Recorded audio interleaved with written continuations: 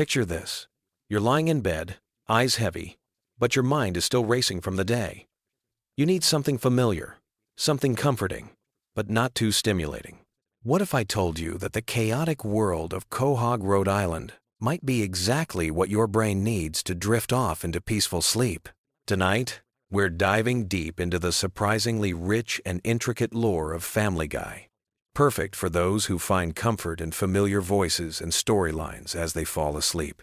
Before we begin this journey through the Griffin family universe, let me paint you a picture of why animated sitcom lore makes for perfect sleep content. There's something uniquely soothing about revisiting familiar characters and their predictable yet entertaining mishaps. The voices become like old friends, and the storylines, no matter how absurd, follow patterns our brains can easily process without requiring intense focus or emotional investment. Family Guy, created by Seth MacFarlane, first aired in 1999 and has since become a cultural phenomenon that spans over 2 decades. But beyond the cutaway gags and pop culture references lies a surprisingly deep well of character development, running jokes, and interconnected storylines that form the backbone of what we might call the Family Guy universe. Tonight, as we explore this lore together, let your mind wander through the streets of Quahog, meeting its eccentric residents and uncovering the hidden depths of this animated world. Let's start our sleepy journey with the Griffin family home at 31 Spooner Street. This isn't just any house, it's a character in its own right. The 2-story colonial has witnessed countless adventures, disasters, and heartwarming moments. From Peter's elaborate schemes gone wrong to Stewie's secret laboratory hidden away from prying eyes, every room tells a story. The living room, with its iconic green couch, has been the setting for family meetings, Lois's piano performances, and countless hours of television watching that mirror our own lazy evenings. Peter Griffin, the well-meaning but often misguided patriarch, works at the Pawtucket Patriot Brewery, a detail that runs much deeper than casual viewers might realize. His job isn't just a simple plot device. It's connected to a larger narrative about working-class American life and the struggles of maintaining employment while dealing with one's own impulsive nature. Peter's work relationships, particularly with his boss Mr. Weed and later Angela, reflect broader themes about authority, responsibility, and the challenges of adult life that many viewers can relate to as they wind down from their own workday. The character of Lois Griffin brings her own rich backstory to the family dynamic. Born into the wealthy Pewterschmidt family, her background creates an interesting tension throughout the series. Her piano skills aren't just a random character trait, they represent her cultured upbringing and artistic aspirations that sometimes clash with her current suburban mom reality. This internal conflict plays out subtly across episodes, creating layers of character development that reward longtime viewers who notice these recurring themes. Meg Griffin, often the target of the family's jokes, represents something more profound in the show's lore. Her struggles with identity, acceptance, and finding her place in both her family and high school social hierarchy mirror real teenage experiences. The running gag of her being ignored or dismissed actually serves a larger narrative purpose, highlighting how families sometimes overlook the quieter members while the louder personalities dominate attention. Chris Griffin's character development over the years has been fascinating to observe. His artistic talents, particularly his drawing abilities, aren't just random skills thrown in for plot convenience. They represent his creative outlet and unique way of processing the world around him. His relationship with his art teacher and various creative pursuits show a character who finds solace and identity through artistic expression, something that resonates with many viewers who have their own creative passions. Then we have Stewie Griffin, perhaps the most complex character in the Family Guy universe. His sophisticated vocabulary and advanced intelligence create an interesting paradox: a baby with the emotional needs of an infant, but the intellectual capacity of a genius. His relationship with Brian goes beyond simple friendship. It represents a connection between two characters who often feel misunderstood by the world around them. Their adventures together, from time travel to road trips, form some of the show's most emotionally resonant storylines. Brian Griffin serves as more than just the family pet. His role as the voice of reason, combined with his own flaws and struggles, makes him one of the most relatable characters. His writing aspirations, political views, and romantic relationships create a character who grapples with adult concerns while maintaining the loyalty and unconditional love associated with man's best friend. His college education and intellectual pretensions often clash with his dog nature, creating humor while also exploring themes of identity and belonging. The town of Quahog itself deserves recognition as a character in this lore. From the drunken clam bar where Peter and his friends gather, to the various local businesses and landmarks, the town creates a complete ecosystem for these characters to inhabit. The recurring locations aren't just backdrops. They're gathering places where relationships develop and community dynamics play out. Speaking of Peter's friends, the group consisting of Glenn Quagmire, Cleveland Brown, and Joe Swanson represents different aspects of suburban male friendship. Each brings their own backstory and personality quirks that have been developed over hundreds of episodes. Quagmire's pilot background and colorful, personal life, Cleveland's calm demeanor and family situation, and Joe's police work and disability all contribute to a rich tapestry of interconnected lives. The show's approach to continuity is particularly interesting for those seeking sleep-friendly content. While Family Guy is known for its non-sequential storytelling and frequent breaking of the fourth wall, there are actually numerous callback jokes, character developments, and ongoing storylines that reward careful attention. However, these elements never require intense focus to appreciate, making them perfect for those drifting off to sleep. One of the most compelling aspects of Family Guy lore is how it handles sensitive topics through its animated format. The show can explore complex social issues, family dynamics, and cultural commentary in ways that might be too intense in live-action format. This creates a safe space for viewers to process various themes without feeling overwhelmed, which is particularly beneficial for those seeking relaxing bedtime content. The musical elements of Family Guy deserve special mention in our exploration of comforting lore. From Lois's piano playing to the elaborate musical numbers that occasionally take center stage, music serves as a soothing element that connects episodes across seasons. These musical moments often provide emotional release or character development in ways that feel organic and satisfying. The show's relationship with pop culture creates another layer of familiarity for viewers. The constant references to movies, television shows, historical events, and celebrities create a shared cultural touchstone that makes the viewing experience feel like spending time with friends who share similar interests and memories. This cultural connectivity is particularly comforting for those seeking familiar content before sleep. As we dive deeper into the Griffin family dynamics, we discover patterns and relationships that develop over time. Peter and Lois's marriage, despite its comedic obstacles, represents a partnership that endures through various challenges.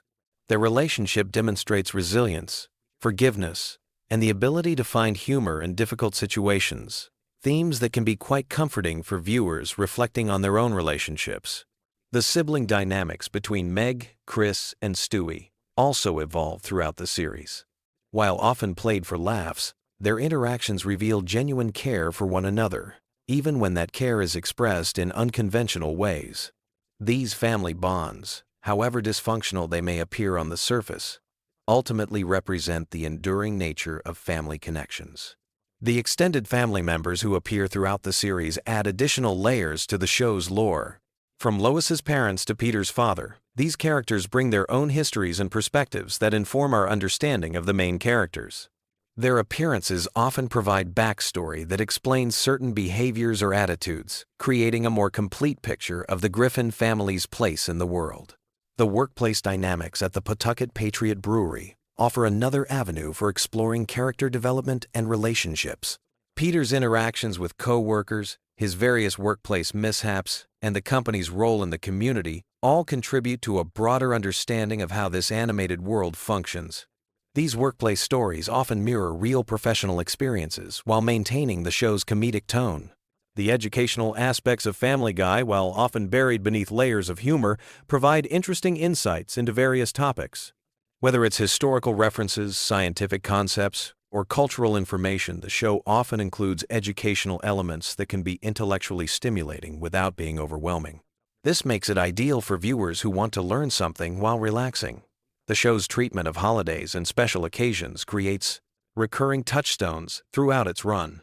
Christmas episodes, Halloween specials, and other holiday-themed shows establish traditions within the show's universe, while also connecting with viewers' own seasonal memories and experiences. These episodes often carry additional emotional weight and provide comfort through their familiarity and seasonal associations. The animation style itself contributes to the show's sleep-friendly qualities. The bright colors, simple character designs, and fluid movement create visual comfort that's easy on the eyes, especially for those watching in darker environments. The visual consistency across episodes provides a reliable aesthetic experience that doesn't jar viewers with sudden changes in style or tone. Character catchphrases and recurring jokes create a linguistic comfort zone for regular viewers. From Peter's "Nai-heh-heh" laugh to Stewie's "what the deuce," these verbal tics become as familiar as the voices of family members. This linguistic familiarity contributes to the show's effectiveness as background content for sleep preparation. The show's approach to storytelling, with its non-linear structure and frequent tangents, actually mimics how our minds work when we're trying to fall asleep. Our thoughts often jump from topic to topic without strict logical progression, making Family Guy's storytelling style particularly compatible with the mental state we experience while drifting off. The voice acting deserves special recognition in our exploration of comforting lore. Seth MacFarlane's multiple character voices, along with the other talented voice actors, create distinct personalities that feel consistent and reliable across episodes. The familiarity of these voices becomes particularly soothing for regular viewers, much like how a parent's voice can comfort a child at bedtime. The show's exploration of friendship, particularly through Peter's group and Brian's various relationships, demonstrates the importance of social connections in navigating life's challenges. These friendship dynamics provide examples of loyalty, support, and shared experiences that many viewers find relatable and comforting. As our journey through Family Guy lore draws to a close, we can appreciate how this animated series has created a comprehensive world filled with memorable characters, recurring themes, and comforting familiarity. The show's blend of humor, heart, and humanity creates an atmosphere that can help ease the transition from the stress of daily life to the peace of sleep. Whether you're drawn to the family dynamics, the small-town setting, the workplace adventures, or simply the comfort of familiar voices, Family Guy offers a rich tapestry of storytelling that can accompany you on your journey to dreamland. So tonight, as you settle into your comfortable position and let these stories wash over you, remember that you're not just watching random episodes. You're visiting a complete universe filled with characters who have grown and developed over decades of storytelling. Let their adventures become the backdrop for your own journey into rest, knowing that in the world of Quahog, there's always another story waiting to unfold, another laugh to be shared, and another moment of comfort to be found in the familiar chaos of the Griffin family home. Sweet dreams, and may your rest be filled with the gentle chaos of animated adventures and the warm comfort of characters who feel like old friends welcoming you home after a long day in the real world. Picture this. You're scrolling through endless videos trying to find something to help you drift off to sleep, and somehow you stumble across Family Guy lore. Sounds weird, right? But here's the thing that might surprise you. The chaotic world of the Griffin family actually contains some of the most bizarrely comforting storytelling patterns that work perfectly as background noise for sleep. Tonight, we're diving deep into the unexpected rabbit hole of Family Guy's hidden mythology, character backstories, and running gags that have been quietly building for over 2 decades. Trust me, by the end of this exploration, you'll understand why this animated chaos makes for surprisingly perfect sleep content. Let's start with something that might blow your mind. Family Guy isn't just random jokes thrown together. There's actually a complex web of continuity that runs through the entire series, creating this weird sense of familiarity that your brain craves when winding down. Think about it. Every episode follows certain predictable patterns. Peter does something stupid. Lois gets frustrated. Stewie plots world domination. Brian gets philosophical. Chris says something innocent yet profound, and Meg gets ignored. These patterns become almost meditative when you're not actively watching but just listening. The Griffin house itself has become this iconic location that feels more real than most TV homes. You know exactly where everything is. the living room with that brown couch facing the TV, the kitchen where most family arguments happen, Peter and Lois's bedroom where countless cutaway gags have originated, Stewie's room with all his advanced technology that somehow nobody questions. This geographical consistency creates a mental map that feels safe and familiar, exactly what your brain wants when transitioning to sleep. Now, let's talk about Peter Griffin's backstory, because it's way more elaborate than you might remember. Peter wasn't always the bumbling patriarch we know today. His childhood in Rhode Island shaped him in ways that the show has been slowly revealing for years. His relationship with his father, Mickey McFinnigan, later revealed to be Francis Griffin, created deep-seated issues around authority and approval that explain so much of his adult behavior. The revelation that Francis wasn't even his biological father added layers to Peter's identity crisis that runs throughout the series. Peter's various jobs throughout the show create this strange career timeline that somehow makes sense in the Family Guy universe. From his early days at the toy factory to his time at the brewery, each workplace became a setting for elaborate storylines and character development. His relationships with his co-workers like Joe, Quagmire, and Cleveland formed the foundation of the show's secondary character network. These aren't just random neighbors. They're part of an intricate social ecosystem that's been developing since episode 1. Speaking of Joe Swanson, his backstory represents some of the show's most surprisingly deep storytelling. The details of how he became paralyzed have been explored multiple times, each revealing adding new layers to his character. His police career, his relationship with his wife Bonnie, and his struggles with his disability are handled with unexpected sensitivity for a show known for its controversial humor.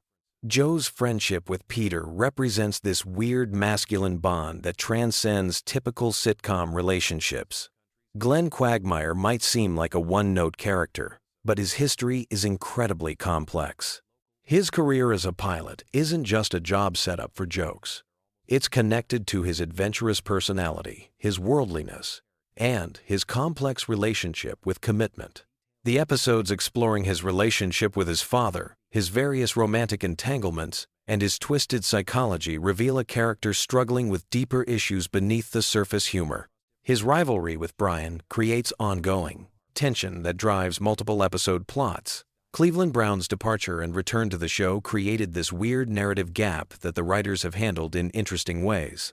His move to Stoolbend and eventual return to Quahog wasn't just a business decision. It was woven into the show's mythology in ways that acknowledge the real-world circumstances while maintaining fictional continuity. His relationship with his new wife Donna and his blended family created storylines that explored themes of second chances and family dynamics. Brian Griffin represents perhaps the show's most complex character development.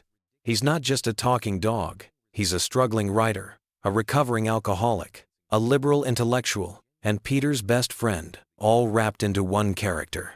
His various romantic relationships, from his puppy love crushes to his serious adult relationships, have been explored with surprising depth. His death and resurrection created one of the show's most emotionally impactful storylines, proving that viewers had formed genuine emotional attachments to these characters. Brian's literary aspirations connect to larger themes about artistic struggle and unfulfilled potential that run throughout the series. His unfinished novel, his various writing projects, and his intellectual pretensions create this ongoing character arc about creativity and disappointment. His relationship with Stewie represents one of television's most unique friendships, transcending the typical pet-owner dynamic to become something genuinely touching. Stewie Griffin's evolution from world-conquering villain to sexually confused genius baby represents one of the most significant character developments in animation history. His early episodes focused on elaborate schemes to kill Lois and take over the world. Gradually, the show revealed deeper layers to his personality, exploring his relationships, his sexuality, and his genuine affection for his family, despite his sinister exterior. The time travel episodes featuring Stewie and Brian created an entire subplot mythology that spans multiple seasons. Their adventures through different time periods aren't just random comedy sketches. They're connected stories that explore themes of friendship, consequence, and the nature of reality itself. These episodes often contain the show's most sophisticated storytelling and emotional moments. Lois Griffin's background as a member of the wealthy Pewterschmidt family adds class dynamics to the show that create ongoing storylines. Her relationship with her parents, particularly her disapproving father Carter, creates tension that drives multiple episode plots. Her past as a fighter pilot, her various career attempts, and her struggles with being married to Peter add complexity to what could have been a simple housewife character. The Pewterschmidt family wealth creates opportunities for episodes exploring economic disparity, social climbing, and family expectations. Lois's siblings and their various successes highlight Peter's failures, while also exploring themes about different paths to happiness and fulfillment. These family dynamics feel surprisingly realistic for a cartoon family. Chris Griffin might seem like the least developed Griffin family member, but his character has subtle depths that emerge over time. His artistic talents, his social struggles, and his innocent observations about adult world create moments of unexpected wisdom. His relationship with his father Peter explores themes about masculine expectations and parent-child communication that feel genuine despite the show's comedic framework. Meg Griffin's role as the family scapegoat has evolved into something more complex than simple abuse humor. Episodes exploring her internal life, her social struggles, and her occasional moments of strength reveal a character dealing with realistic teenage issues. Her relationship with her family, particularly her mother Lois, touches on themes about parental favoritism and sibling dynamics that many viewers can relate to. The show's supporting characters create this entire universe of interconnected relationships. Characters like Mayor West, Principal Shepard, Dr. Hartman, and the various shopkeepers and townspeople aren't just one-off joke characters. They're part of Quahog's social fabric, appearing consistently enough to create familiarity and continuity that makes the fictional town feel like a real place. The recurring villains, like Ernie the giant chicken, the greased-up deaf guy, and various one-episode antagonists, create ongoing storylines that span multiple seasons. These aren't just random encounters. They're part of Peter's personal mythology, representing different aspects of his character conflicts and growth. Family Guy's cutaway gags might seem random, but they actually follow certain patterns and themes that create consistency within the chaos. The historical references, the pop culture parodies, and the absurdist scenarios often connect to the main storyline in subtle ways, reinforcing character traits or episode themes through seemingly unrelated comedy bits. The show's approach to continuity is uniquely flexible, allowing for both strict adherence to character development and complete abandonment of logic when comedy demands it. This creates a viewing experience that feels both familiar and unpredictable, perfect for background listening where you can drift in and out without losing track of what's happening. The musical elements of Family Guy, from Conway Twitty appearances to elaborate song numbers, create rhythm and pacing that works well for sleep content. These musical interludes provide natural breaks in dialogue while maintaining the show's energy and entertainment value. The familiar melodies and recurring musical themes create audio comfort that helps with relaxation. The voice acting consistency across hundreds of episodes creates character familiarity that transcends individual storylines. Seth MacFarlane's multiple character voices, along with the consistent supporting cast, create audio comfort that works particularly well when you're not actively watching. These familiar voices become almost like friendly companions as you drift off to sleep. The show's treatment of holidays and special occasions has created annual traditions within the Family Guy universe. Christmas episodes, Halloween specials, and other holiday-themed stories create seasonal familiarity that connects to real-world calendar events while maintaining the show's unique comedic perspective. These special episodes often contain the series' most heartfelt moments alongside the typical humor. Family Guy's approach to social commentary, while often controversial, creates ongoing themes about American culture, politics, and social issues that give depth to what could be purely surface-level comedy. The show's willingness to tackle difficult subjects, even through its comedic lens, creates content that engages with real-world issues while maintaining entertainment value. The international episodes and travel storylines have created a broader world beyond Quahog, showing how the Griffin family dynamics work in different settings while maintaining character consistency. These episodes expand the show's mythology while reinforcing core character traits and relationships that define the series. As we wind down this exploration of Family Guy's hidden depths, it's worth noting how the show's longevity has created this massive tapestry of interconnected stories, character developments, and running gags that form a complete fictional universe. Whether you're using it as sleep content or just appreciating its complexity, Family Guy offers way more than surface-level entertainment. The familiar voices, predictable patterns, and comforting chaos create perfect background audio for relaxation. Sweet dreams. And remember, tomorrow there will always be more Family Guy lore to discover and explore in this wonderfully weird animated world that's been part of our cultural landscape for over 20 years. Picture this. You're lying in bed, scrolling through endless YouTube videos, desperately searching for something that will finally help your brain shut off and drift into peaceful sleep. But here's the thing. What if I told you that one of the most chaotic, irreverent animated shows on television actually contains some of the most intricate, soothing lore that's perfect for bedtime listening? Tonight, we're diving deep into the surprisingly complex world of Family Guy, exploring the hidden depths, character backstories, and interconnected mysteries that will gently carry you off to dreamland. You might be wondering how a show known for its cutaway gags and crude humor could possibly be relaxing.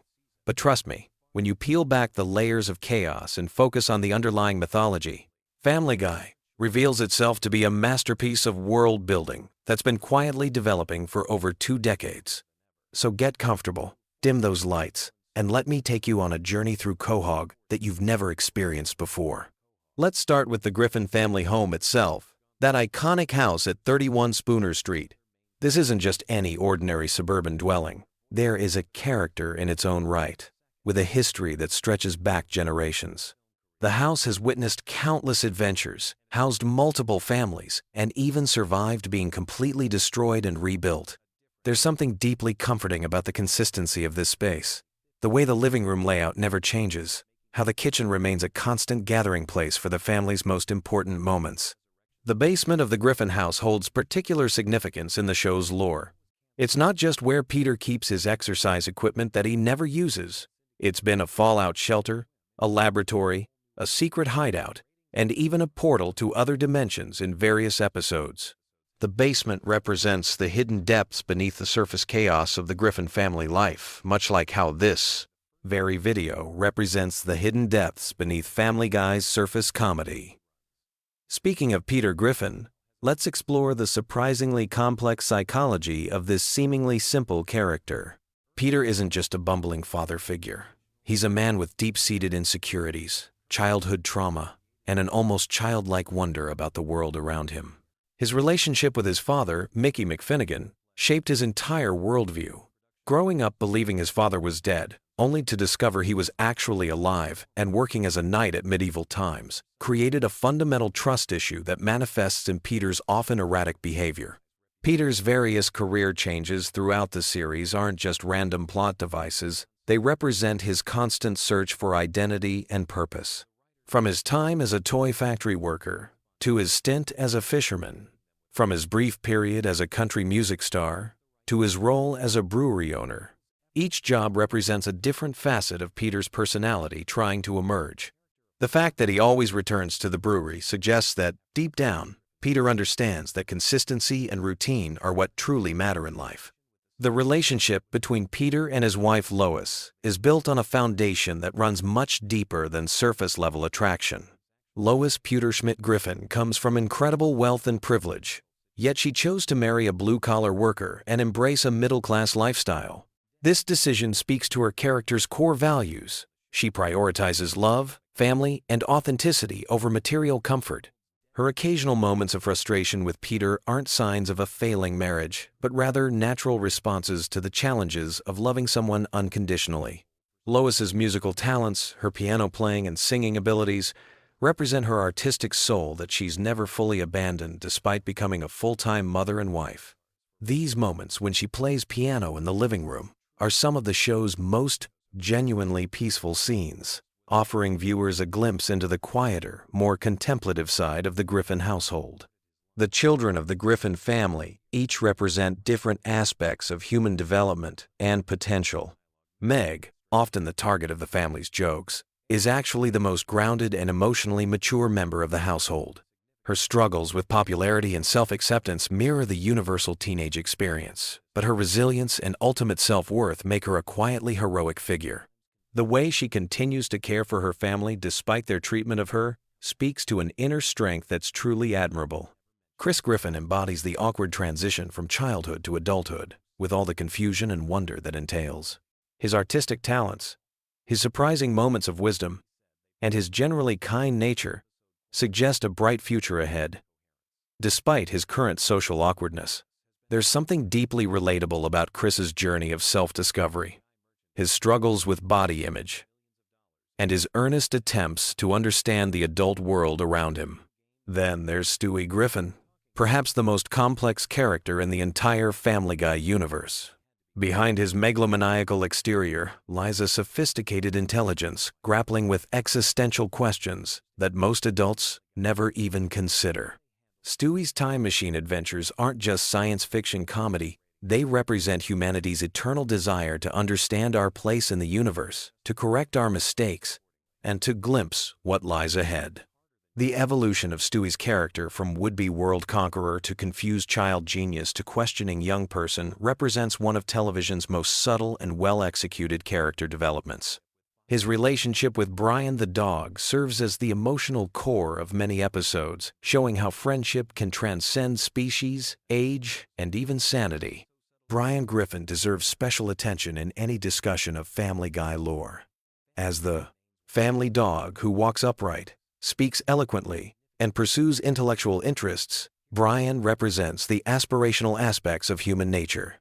His struggles with alcoholism, his romantic failures, and his literary ambitions make him perhaps the most human character on the show, despite being a dog.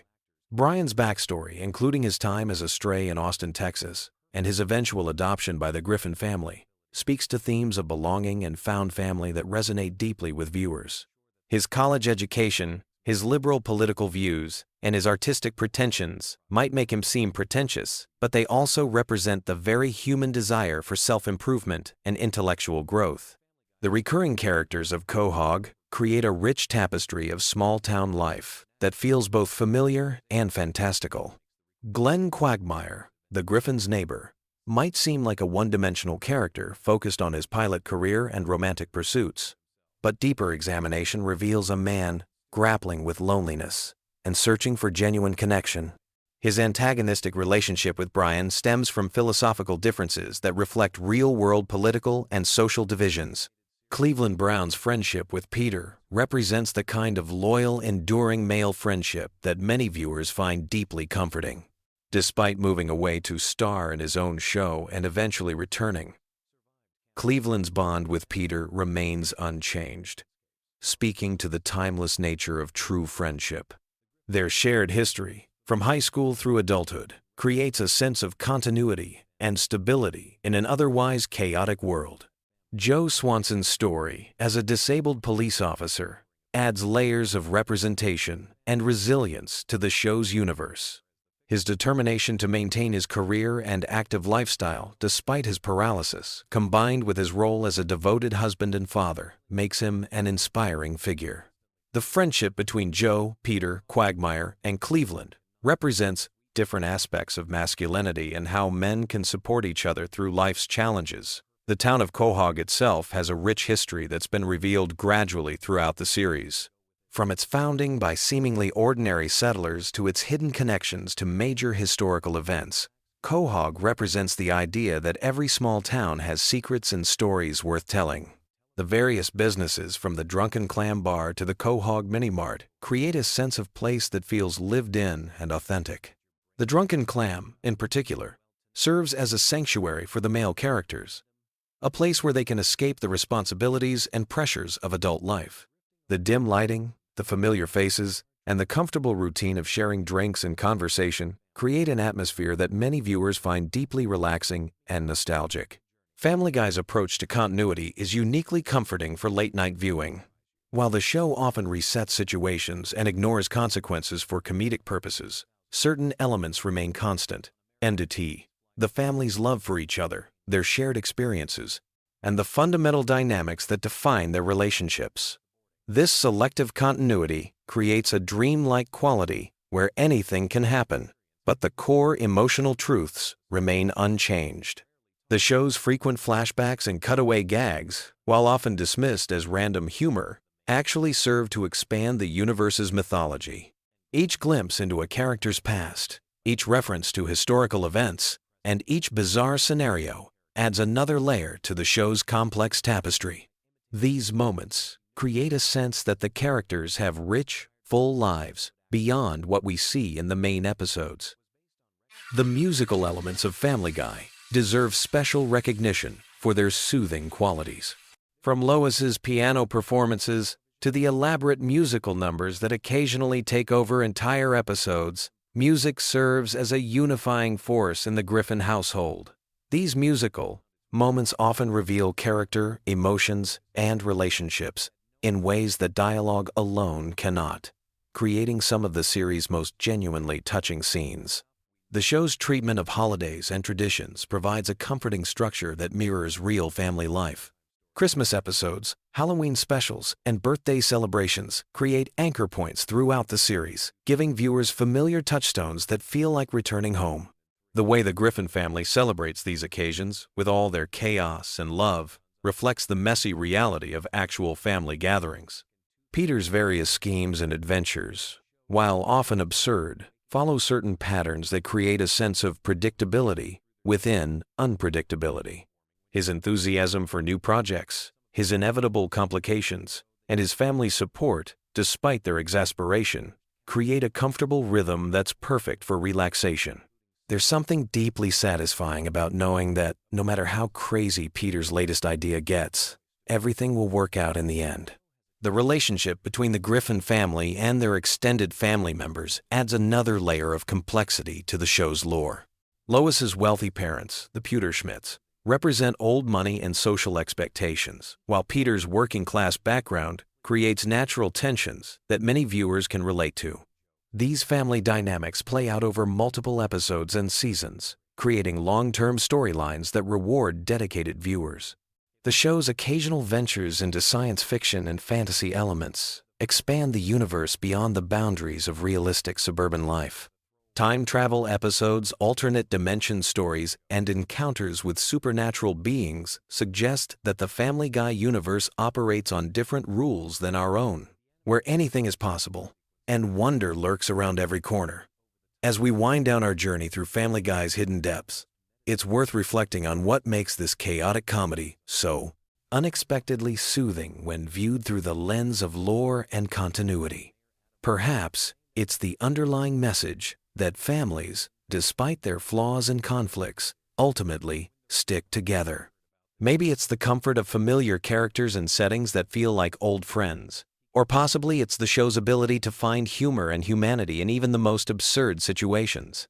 The Griffin family, for all their dysfunction and chaos, represents something fundamentally hopeful about human nature. They make mistakes, they hurt each other's feelings, they get into ridiculous situations, but they always come back together. They forgive, they support each other, and they continue to grow and change as individuals while maintaining their core family bond. So as you close your eyes tonight, let your mind wander through the streets of Quahog, past the familiar houses and landmarks, into the warm glow of 31 Spooner Street, where a family gathers each evening, sharing meals, stories, and love, despite all their imperfections. In that comfortable, chaotic, deeply human space, perhaps you'll find the peace and rest you've been searching for. Sweet dreams. And remember, no matter how crazy life gets, there's always home, there's always family, and there's always tomorrow to try again. The lore of Family Guy reminds us that even in the most unlikely places, we can find stories worth telling, characters worth loving, and moments worth treasuring. Rest well, knowing that somewhere in the animated universe, the Griffin family continues their eternal dance of chaos and love, providing comfort to viewers around the world who find solace in their familiar dysfunction and unwavering devotion to each other. Have you ever wondered why Family Guy was actually canceled twice before becoming one of the most successful animated shows in television history? or why Seth MacFarlane almost died in the September 11th attacks, but a twist of fate involving a hangover literally saved his life. Today we're diving deep into the hidden world of Family Guy lore that will completely change how you watch this iconic show. Most people think they know everything about the Griffin family, but the truth is, there are layers of secrets, controversies, and mind-blowing, behind-the-scenes stories that Fox never wanted you to discover. From voice actors who were replaced without anyone noticing, to episodes that were banned from ever airing again, we're about to uncover the most shocking Family Guy secrets that have been hiding in plain sight for over 2 decades. But first, let me blow your mind with something that happened before the show even premiered. Seth MacFarlane was supposed to be on American Airlines Flight 11 on September 11, 2001, the same flight that crashed into the North Tower of the World Trade Center. He had a ticket, his bags were packed, and he should have been on that plane. But here's the crazy part that nobody talks about. He overslept because he was hungover from a party the night before. That hangover literally saved his life and changed the entire trajectory of television comedy. Think about it for a second. If MacFarlane had made that flight, there would be no Family Guy, no American Dad, no The Orville, no billion-dollar animation empire. One night of partying in 2001 accidentally preserved one of the most influential creators in modern entertainment. But that's just the beginning of how strange and interconnected the Family Guy universe really gets. Let's start with something that will mess with your head every time you watch the show from now on. Mila Kunis, the voice of Meg Griffin, was only 14 years old when she started voicing the character. 14. She literally grew up recording in that booth, and her voice changing during puberty became part of Meg's character development. But here's the part that's even more insane. She lied about her age to get the job. When Kunis auditioned, she told the casting directors she was 18. She figured by the time they found out the truth, she'd already be established in the role. Her gamble paid off, but it created a bizarre situation where a teenage girl was voicing sexual jokes in adult situations that she wasn't even old enough to fully understand. The writers had to be careful about what lines they gave Meg because they had a minor in the recording booth.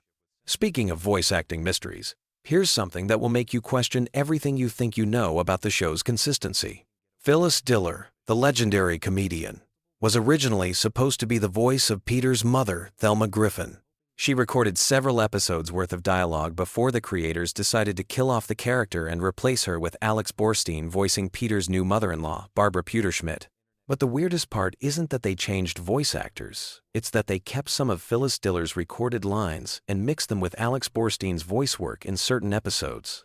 If you listen carefully to some of the early season episodes, you can actually hear the subtle differences in vocal tone and delivery that reveal this hidden voice actor swap that most fans never noticed. Now let's talk about the episode that almost destroyed Family Guy before it even became successful.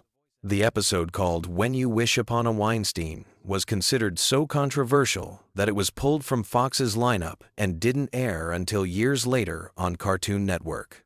The episode dealt with Peter wanting his family to convert to Judaism because he believed Jewish people were naturally good with money. The controversy wasn't just about the content, it was about the timing. This episode was supposed to air just months after the September 11th attacks, when religious tensions were at an all-time high. Fox executives were terrified that the episode would spark protests, boycotts, and potentially violent reactions. They locked the episode away and pretended it didn't exist for nearly 3 years. But here's what makes this story even more complex. Seth MacFarlane fought tooth and nail to get the episode aired because he believed it was actually pro-Jewish and was celebrating Jewish culture rather than mocking it. He felt that Fox was being cowardly and missing the point of the satire entirely.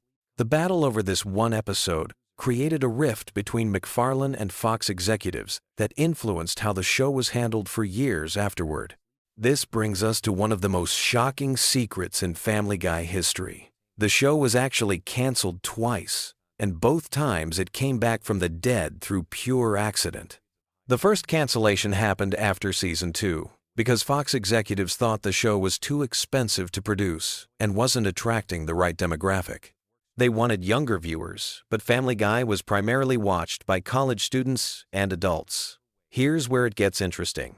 After the cancellation, Cartoon Network picked up the reruns and started airing them late at night. The show found its audience in this late-night slot, with viewers who were exactly the demographic Fox had been trying to reach. College students would come home from parties and watch Family Guy marathons until sunrise. The show became a cultural phenomenon through syndication, something that had never happened before with an animated series. The DVD sales were equally shocking.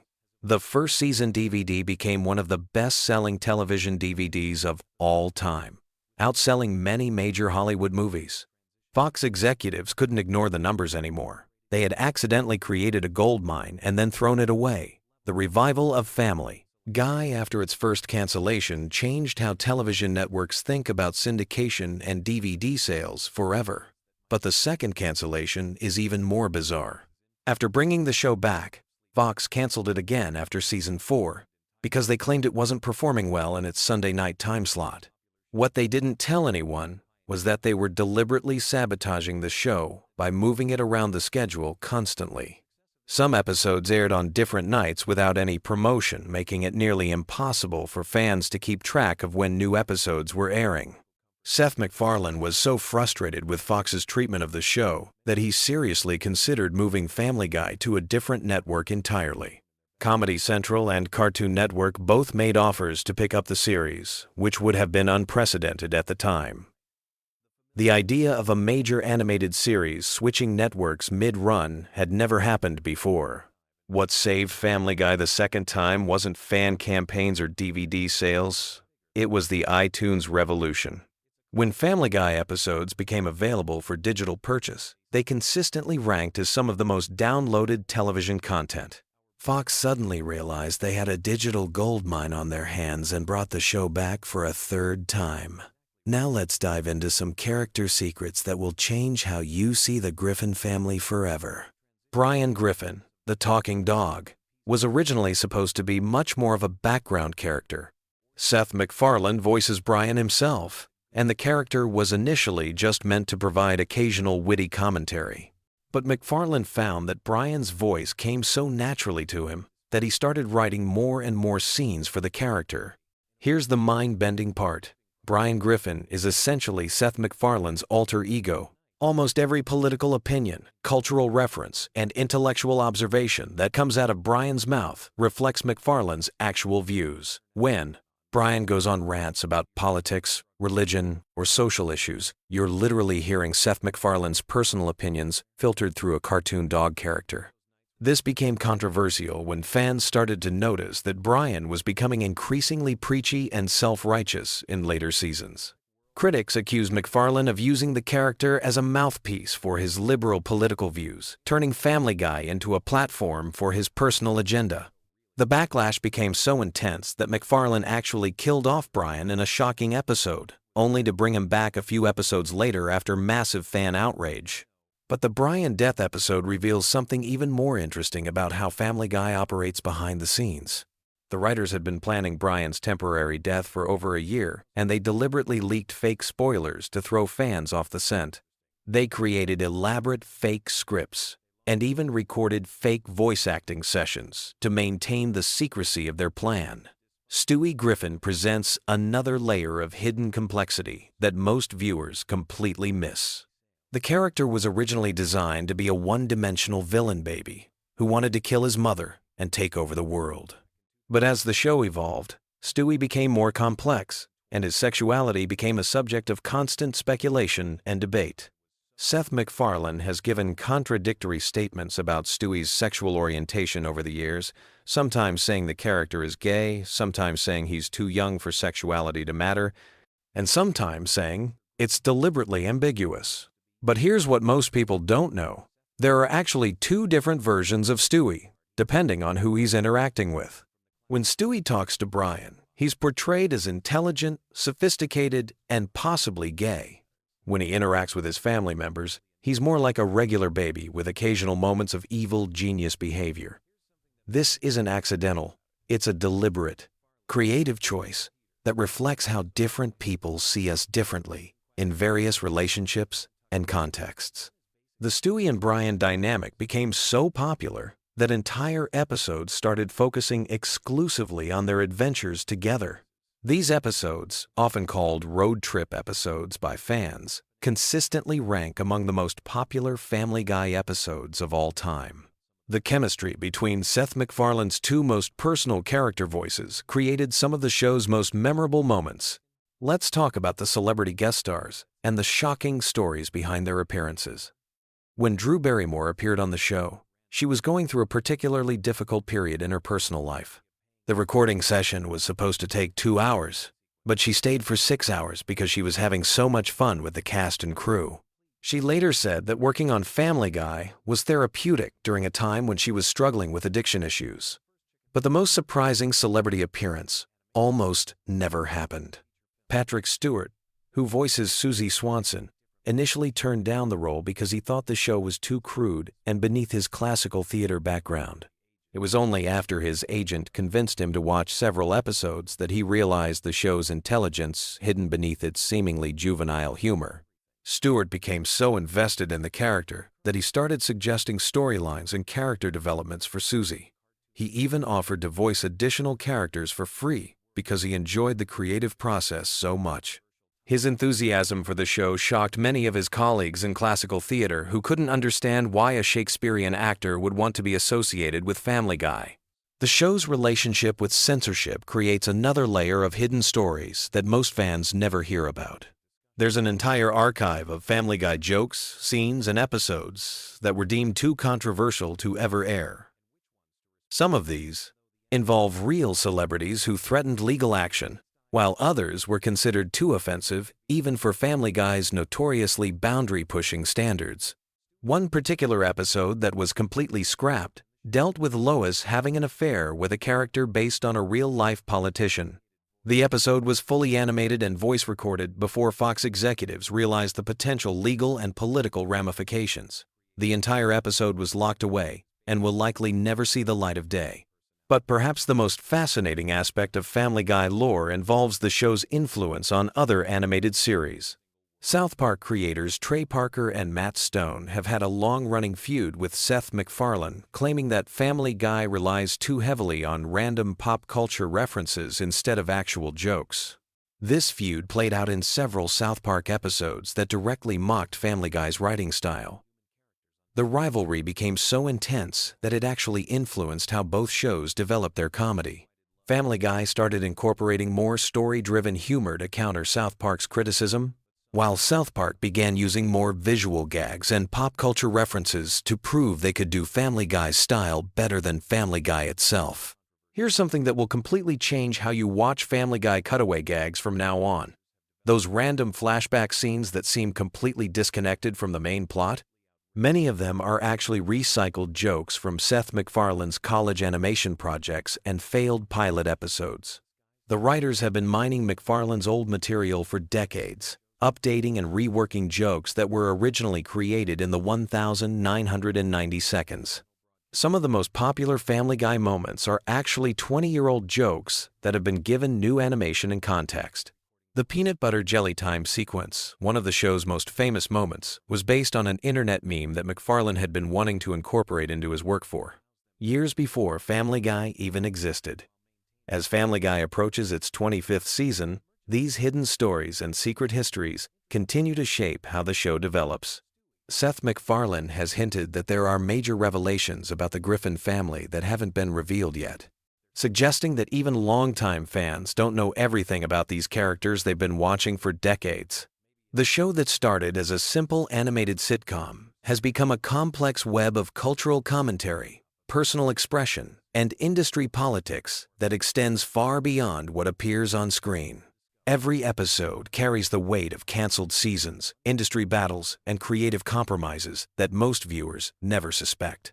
Understanding this hidden lore doesn't just make Family Guy more interesting. It reveals how the entire landscape of adult animation has been shaped by the accidents, controversies, and creative battles that brought the Griffin family to life and kept them alive against all odds. Have you ever wondered why a cartoon dog can talk but nobody questions it? Or why a baby genius plots world domination while his parents argue about mundane household problems? Family Guy might seem like random chaos on the surface, But buried beneath all those cutaway gags and pop culture references lies a surprisingly deep well of hidden lore that most fans have never discovered. Today we're diving into the secret backstories, deleted scenes, and creator revelations that completely change how you see the Griffin family forever. Before we start unraveling these mysteries, let me ask you something. How many times have you watched Family Guy and thought you caught every single joke? Well, prepare to have your mind blown, because what I'm about to share will make you want to rewatch every episode with completely fresh eyes. From the real reason Stewie's head is shaped the way it is, to the dark truth about why Brian walks on two legs, these aren't just fun facts. These are game-changing revelations that Seth MacFarlane and his team have been hiding in plain sight for over 2 decades. Let's start with something that'll make you question everything you thought you knew about the show's most iconic character. Stewie Griffin isn't just some random genius baby who happens to speak with a British accent. According to early production notes that surfaced years later, Seth MacFarlane originally conceived Stewie as having a specific psychological condition that explains both his advanced intelligence and his distinctive way of speaking. The creators deliberately designed his football-shaped head as a visual metaphor for the pressure building inside his developing brain, representing the conflict between his infant body and his mature mind. But here's where it gets really interesting. MacFarlane revealed in a rarely seen interview that Stewie's British accent isn't actually British at all. It's what's called a mid-Atlantic accent, the same affected speech pattern used by wealthy Americans in the early 20th century to sound more sophisticated. This detail wasn't chosen randomly. The creators wanted to show that even as a baby, Stewie is already performing a version of himself, putting on airs to match his intellectual superiority complex. Now, you might be thinking this is just creative interpretation, but wait until you hear about the episodes that never made it to air. There was an entire storyline planned for Season 3 that would have revealed Stewie's accent comes from his obsession with old Hollywood films that he watches late at night when the family is sleeping. The episode would have shown him mimicking Cary Grant and Katharine Hepburn movies, explaining both his sophisticated vocabulary and his theatrical mannerisms. This backstory was ultimately scrapped because the writers felt it made Stewie too sympathetic and would have undermined his role as the show's primary antagonist. Speaking of characters with hidden depths, let's talk about Brian Griffin. Most people assume he's just a talking dog who drinks martinis and considers himself an intellectual. But the real lore behind Brian is much darker than you might expect.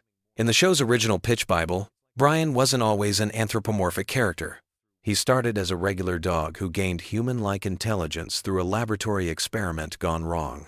This origin story was briefly referenced in early episodes through subtle visual cues that most viewers missed entirely. Remember how Brian occasionally displays knowledge about topics that would be impossible for a regular dog to understand? That's not just for comedic effect. The writers planted clues throughout the series, suggesting that Brian retains fragmented memories from his time as a test subject. His alcoholism isn't just a character quirk for adult humor. It's actually his way of coping with the psychological trauma of having his consciousness artificially altered. The constant drinking helps suppress the disturbing memories of his transformation, which is why he becomes increasingly anxious and neurotic when he's sober for extended periods. This connects to another piece of hidden lore that completely reframes Brian's relationship with the Griffin family. In deleted scenes from the pilot episode, there was supposed to be a moment where Brian accidentally reveals that he remembers being adopted by the Griffins, not born into the family.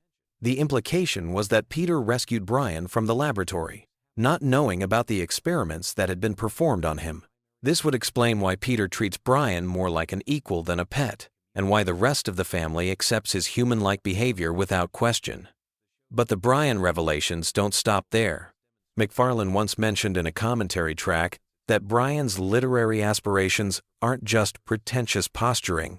They're actually his subconscious attempt to document his experiences and process his trauma through fiction.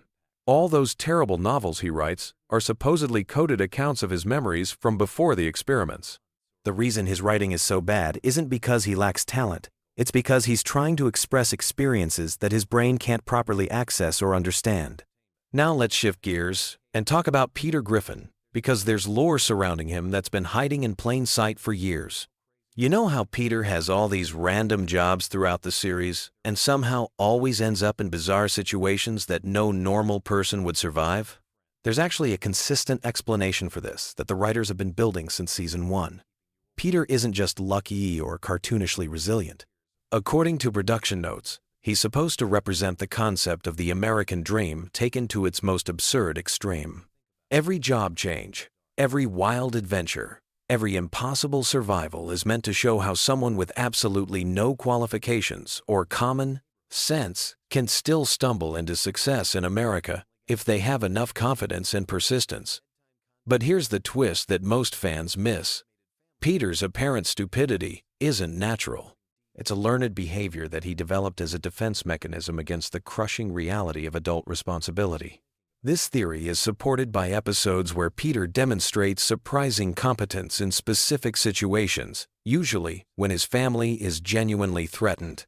The writers intentionally show glimpses of a more capable Peter to suggest that his buffoonery is partially an act. He plays dumb because it allows him to avoid dealing with complex emotional situations and lets him shirk responsibility for his actions. It's actually a fairly sophisticated psychological portrait disguised as slapstick comedy.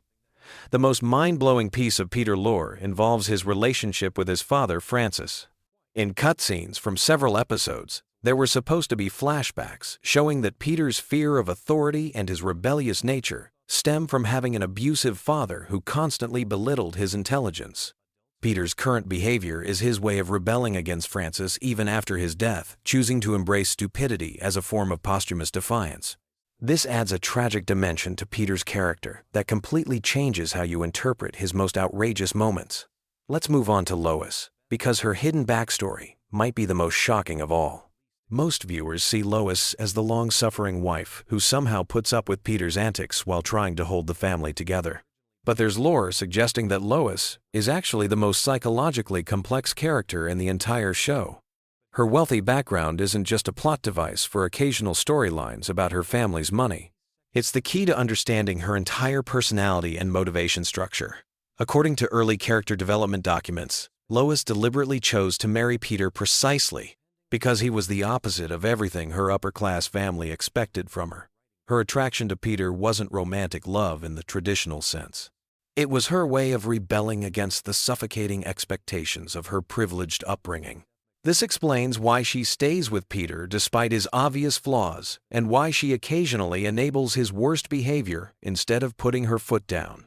But here's where it gets really interesting. Lois's musical talents and her occasional displays of impressive competence aren't random character traits. They're remnants of the extensive education and training she received growing up in a wealthy family. The piano playing, the singing, the moments where she demonstrates sophisticated knowledge about art or culture, these are all parts of her original identity that she's trying to suppress in favor of her chosen role as a middle-class housewife. There was supposed to be an entire episode arc exploring Lois's internal conflict between her natural capabilities and her chosen lifestyle. The storyline would have revealed that she sometimes resents Peter not because he's difficult to live with, but because staying with him requires her to constantly diminish herself to avoid making him feel inadequate. This dynamic would have added incredible depth to their relationship and explained why their marriage has such a volatile quality. The Lois lore gets even deeper when you consider her relationship with her children. Her overprotectiveness of Meg isn't just maternal instinct. It's actually Lois projecting her own fears about conformity and social acceptance onto her daughter. Lois sees Meg struggling with the same issues she faced growing up, trying to fit in while dealing with family dynamics that set her apart from her peers. The reason Lois sometimes fails to defend Meg effectively is because she's reliving her own teenage trauma through her daughter's experiences. Now we need to talk about Meg, because there's lore surrounding her character that's both heartbreaking and brilliant. Everyone knows that Meg serves as the family scapegoat, constantly bullied and ignored by everyone around her. But according to Seth MacFarlane's original vision, Meg's role in the family isn't accidental. She's deliberately positioned as the emotional lightning rod that keeps the rest of the family functional. In early scripts, There were scenes showing that Meg is actually aware of her role as the family punching bag and has made a conscious decision to accept it because she understands that her family needs someone to blame for their problems. This makes Meg arguably the most mature and self-sacrificing member of the Griffin family, which completely reframes every joke made at her expense. The writers planted subtle clues throughout the series, suggesting that Meg has incredible inner strength and resilience that she hides from everyone around her. Her moments of competence and insight are deliberately rare because she's learned that showing her true capabilities threatens the family's emotional equilibrium. When Meg does stand up for herself, it usually creates chaos that ultimately gets resolved by her returning to her scapegoat role. There's also lore suggesting that Meg's unpopularity at school isn't entirely natural. Some episodes hint that she's unconsciously sabotaging her own social relationships because she's terrified of abandoning her family role. If Meg became popular and confident, she'd have to confront the fact that her family's treatment of her is abusive rather than merely unfortunate. It's easier for her to believe that she deserves the treatment she receives than to acknowledge that her family is fundamentally dysfunctional. The most devastating piece of Meg lore comes from deleted scenes showing her keeping a secret journal where she documents all the cruel things her family says and does to her. But instead of expressing anger or hurt, the journal entries show Meg trying to understand and justify their behavior, constantly blaming herself for not being good enough to earn their love and respect. This transforms Meg from a simple comedy target into a genuinely tragic character whose story reflects real issues about family scapegoating and emotional abuse. Let's talk about some of the broader lore that affects the entire show's universe. Family Guy takes place in a world where cartoon logic applies, but there are consistent rules governing how that logic works. The cutaway gags aren't just random non sequiturs. They're actually windows into alternate realities or parallel dimensions that exist alongside the main Family Guy universe. This explains why the characters in cutaways sometimes have different personalities, or why historical events play out differently than in real life. Seth MacFarlane confirmed in interviews that he conceived the cutaway structure as a way to explore infinite possibilities within the show's framework. Each cutaway represents a potential timeline or alternative version of reality where different choices led to different outcomes. This means that every absurd scenario we see in a cutaway is actually happening somewhere in the broader Family Guy multiverse. This multiverse concept also explains some of the show's apparent continuity errors. When characters die and then reappear later, or when major events get reset without explanation, it's not sloppy writing. It's the show jumping between different dimensional versions of the Griffin family. The Brian death and resurrection storyline was actually a deliberate exploration of this concept, showing viewers what happens when the timeline gets significantly altered. There's also lore about Quahog itself that most viewers never notice. The town isn't just a generic setting for the Griffin family's adventures. It's specifically designed to represent a kind of American purgatory where nothing ever really changes or progresses. The residents of Quahog are stuck in perpetual cycles of the same mistakes and conflicts, which is why the characters can experience dramatic growth in one episode only, to return to their baseline personalities by the next episode. The writers have hidden references throughout the series, suggesting that Quahog exists in a temporal bubble where time moves differently than in the outside world. This explains why the characters never seem to age significantly, and why technological advancement happens inconsistently. It's not that the show ignores the passage of time. It's that Quahog itself is resistant to change, trapping its residents in an eternal present where growth and development are always temporary. As we wrap up this deep dive into Family Guy's hidden lore, it's worth noting that much of this information comes from sources that aren't widely available to casual fans. Production notes, deleted scenes, creator interviews, and behind-the-scenes materials reveal a level of thought and planning that's far more sophisticated than the show's reputation might suggest. Seth MacFarlane and his team have created a rich mythology that operates beneath the surface of what appears to be simple shock humor. The next time you watch Family Guy, pay attention to the details we've discussed today. Look for the subtle clues about character motivations, the hints about hidden backstories, and the consistent internal logic that governs even the most absurd situations. You'll discover that this apparently chaotic comedy actually follows carefully constructed rules that make every character more complex and interesting than they initially appear. What's most impressive about Family Guy's hidden lore is how it enhances rather than contradicts the show's comedic elements. Understanding Stewie's psychological complexity makes his schemes funnier, not less funny. Knowing about Brian's tragic backstory adds depth to his pretentious behavior without undermining the humor. Recognizing Meg's secret strength makes her mistreatment more poignant while still allowing the jokes to land. This is the mark of truly sophisticated comedy writing. The best humor comes from characters who feel real and situations that feel authentic, even when they're completely absurd. By building detailed backstories and consistent internal logic, the Family Guy writers created a foundation that supports both genuine emotional moments and outrageous comedic scenarios. So there you have it, the secret lore of Family Guy that changes everything about how you understand the show. From Stewie's artificial accent to Brian's laboratory origins, from Peter's defensive stupidity to Lois's suppressed identity, from Meg's conscious martyrdom to Quahog's temporal peculiarities. These hidden elements transform a seemingly simple cartoon into something much richer and more complex. Which of these revelations surprised you the most? Are there other aspects of Family Guy lore that you think deserve more attention? Let me know in the comments, and don't forget to subscribe for more deep dives into the hidden secrets of your favorite shows. Have you ever wondered why Family Guy has become the ultimate comfort show for falling asleep? Tonight we're diving deep into the sprawling universe of Seth MacFarlane's animated masterpiece, exploring every hidden detail, running gag, and piece of lore that makes this show the perfect bedtime companion for millions of viewers worldwide. From the moment Peter Griffin first stumbled across our screens in 1999, Family Guy created something unique in television history. Unlike other animated sitcoms that rely on continuous storylines, Family Guy mastered the art of episodic storytelling mixed with an intricate web of callbacks, references, and character development that spans over 2 decades. This combination creates the perfect storm for sleep-time viewing because your brain can follow along without needing to track complex plot threads while still being rewarded with layers of detail that reveal themselves on repeat viewings.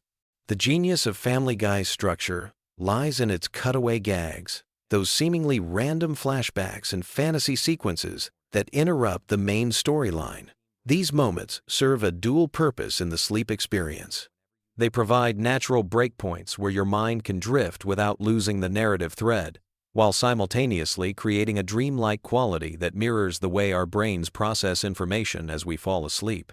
When Peter suddenly launches into a story about that time he worked as a Renaissance painter, or when the show cuts to a completely unrelated historical parody, it mimics the random associations our minds make in that drowsy state between waking and sleeping.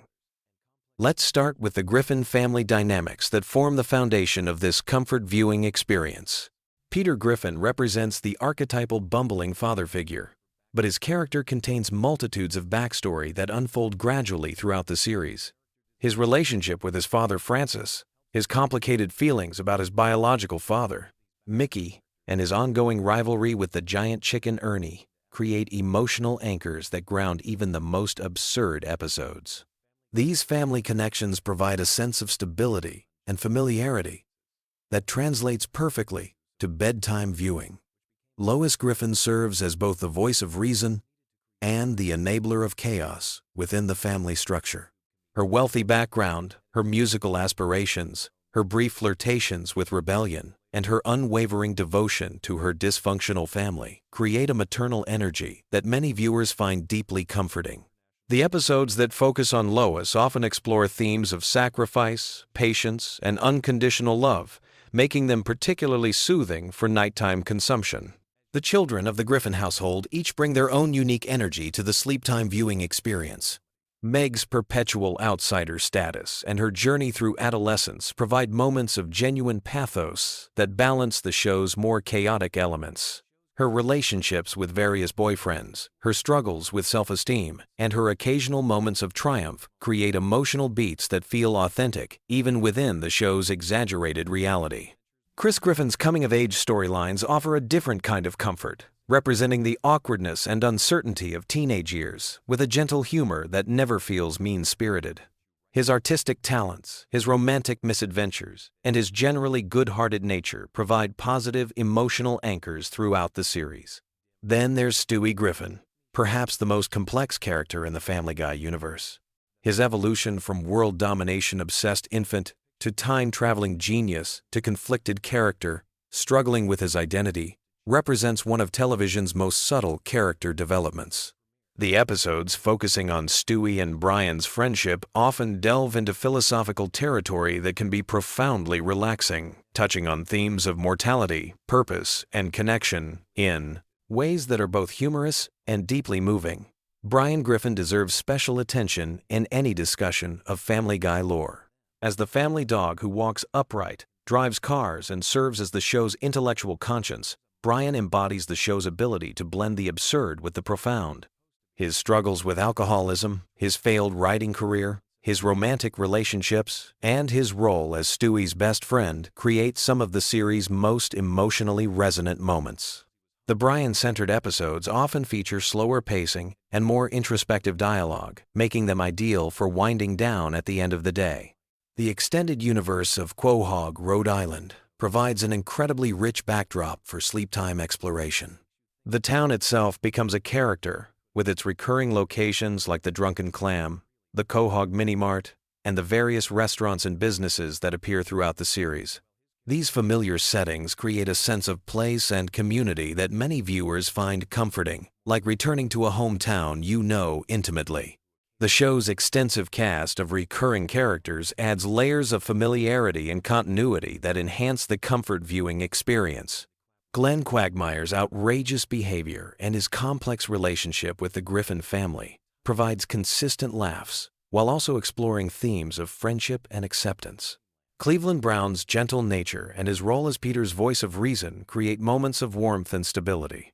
Joe Swanson's determination and positive attitude in the face of his disability provide inspiring undertones that balance the show's more irreverent moments. Characters like Mayor Adam West, with his eccentric personality and bizarre mayoral decisions, add a surreal quality that perfectly matches the drowsy state many viewers experience while falling asleep. The various shopkeepers, neighbors, and authority figures who populate Quahog create a lived-in world that feels consistent and reliable, even when the specific storylines venture into complete absurdity. One of Family Guy's greatest strengths for sleep viewing lies in its incredible database of pop culture references and parodies. The show's writers demonstrate an encyclopedic knowledge of movies, television, music, and historical events, creating layers of meaning that reward both casual viewing and deep analysis. These references serve as mental comfort food, triggering positive associations with beloved entertainment from across the decades. The Star Wars parody episodes represent some of the series' most ambitious storytelling, reimagining the classic space opera with Family Guy characters in ways that honor both properties. These special episodes often feature extended sequences with minimal dialogue, beautiful animation, and familiar musical cues that create an almost meditative viewing experience. The show's musical numbers deserve special recognition for their sleep-inducing qualities. From Stewie and Brian's elaborate song and dance routines to Peter's impromptu musical outbursts, these sequences often slow down the show's typically frenetic pace and create moments of genuine artistry. The musical episodes, in particular, offer extended periods of melody and rhythm that can be incredibly soothing for bedtime viewing. Family Guy's approach to continuity creates a unique viewing experience that rewards long-term fans while remaining accessible to casual viewers. The show references its own history constantly, with characters acknowledging previous episodes, recurring gags that span multiple seasons, and character development that unfolds gradually over hundreds of episodes. This creates a sense of narrative investment that makes viewers feel like part of an ongoing story, even when individual episodes are completely self-contained. The death and resurrection of Brian Griffin represents one of the show's most emotionally impactful storylines, demonstrating the writer's ability to generate genuine emotion even within their typically irreverent framework. The audience's passionate response to Brian's temporary death revealed how deeply viewers had connected with these characters, creating a shared cultural moment that enhanced the show's comfort viewing appeal. The time travel episodes featuring Stewie and Brian exploring different historical periods and alternate realities add science fiction elements that expand the show's universe in fascinating directions.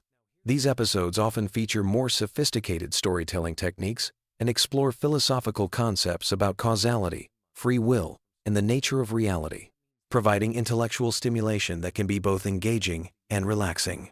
Family Guy's holiday episodes deserve special mention for their comfort viewing qualities. The Christmas episodes, in particular, often feature more sentimental storylines, beautiful animation, and themes of family, forgiveness, and redemption that create perfect nighttime viewing experiences. These episodes typically balance the show's signature humor with genuine emotional moments that leave viewers feeling warm and satisfied. The show's exploration of religion, politics, and social issues often provides thought-provoking content that can stimulate interesting mental discussions as viewers drift off to sleep. While Family Guy never shies away from controversial topics, it typically approaches them with enough humor and absurdity to avoid being genuinely upsetting, making these episodes suitable for relaxation while still engaging with important themes. The animation style itself contributes significantly to the show's sleep-friendly qualities. The bright colors, simple character designs, and fluid movement create a visually pleasing experience that's easy on the eyes during nighttime viewing. The show's visual gags often work on multiple levels, providing immediate laughs while also rewarding careful observation with hidden details and background jokes.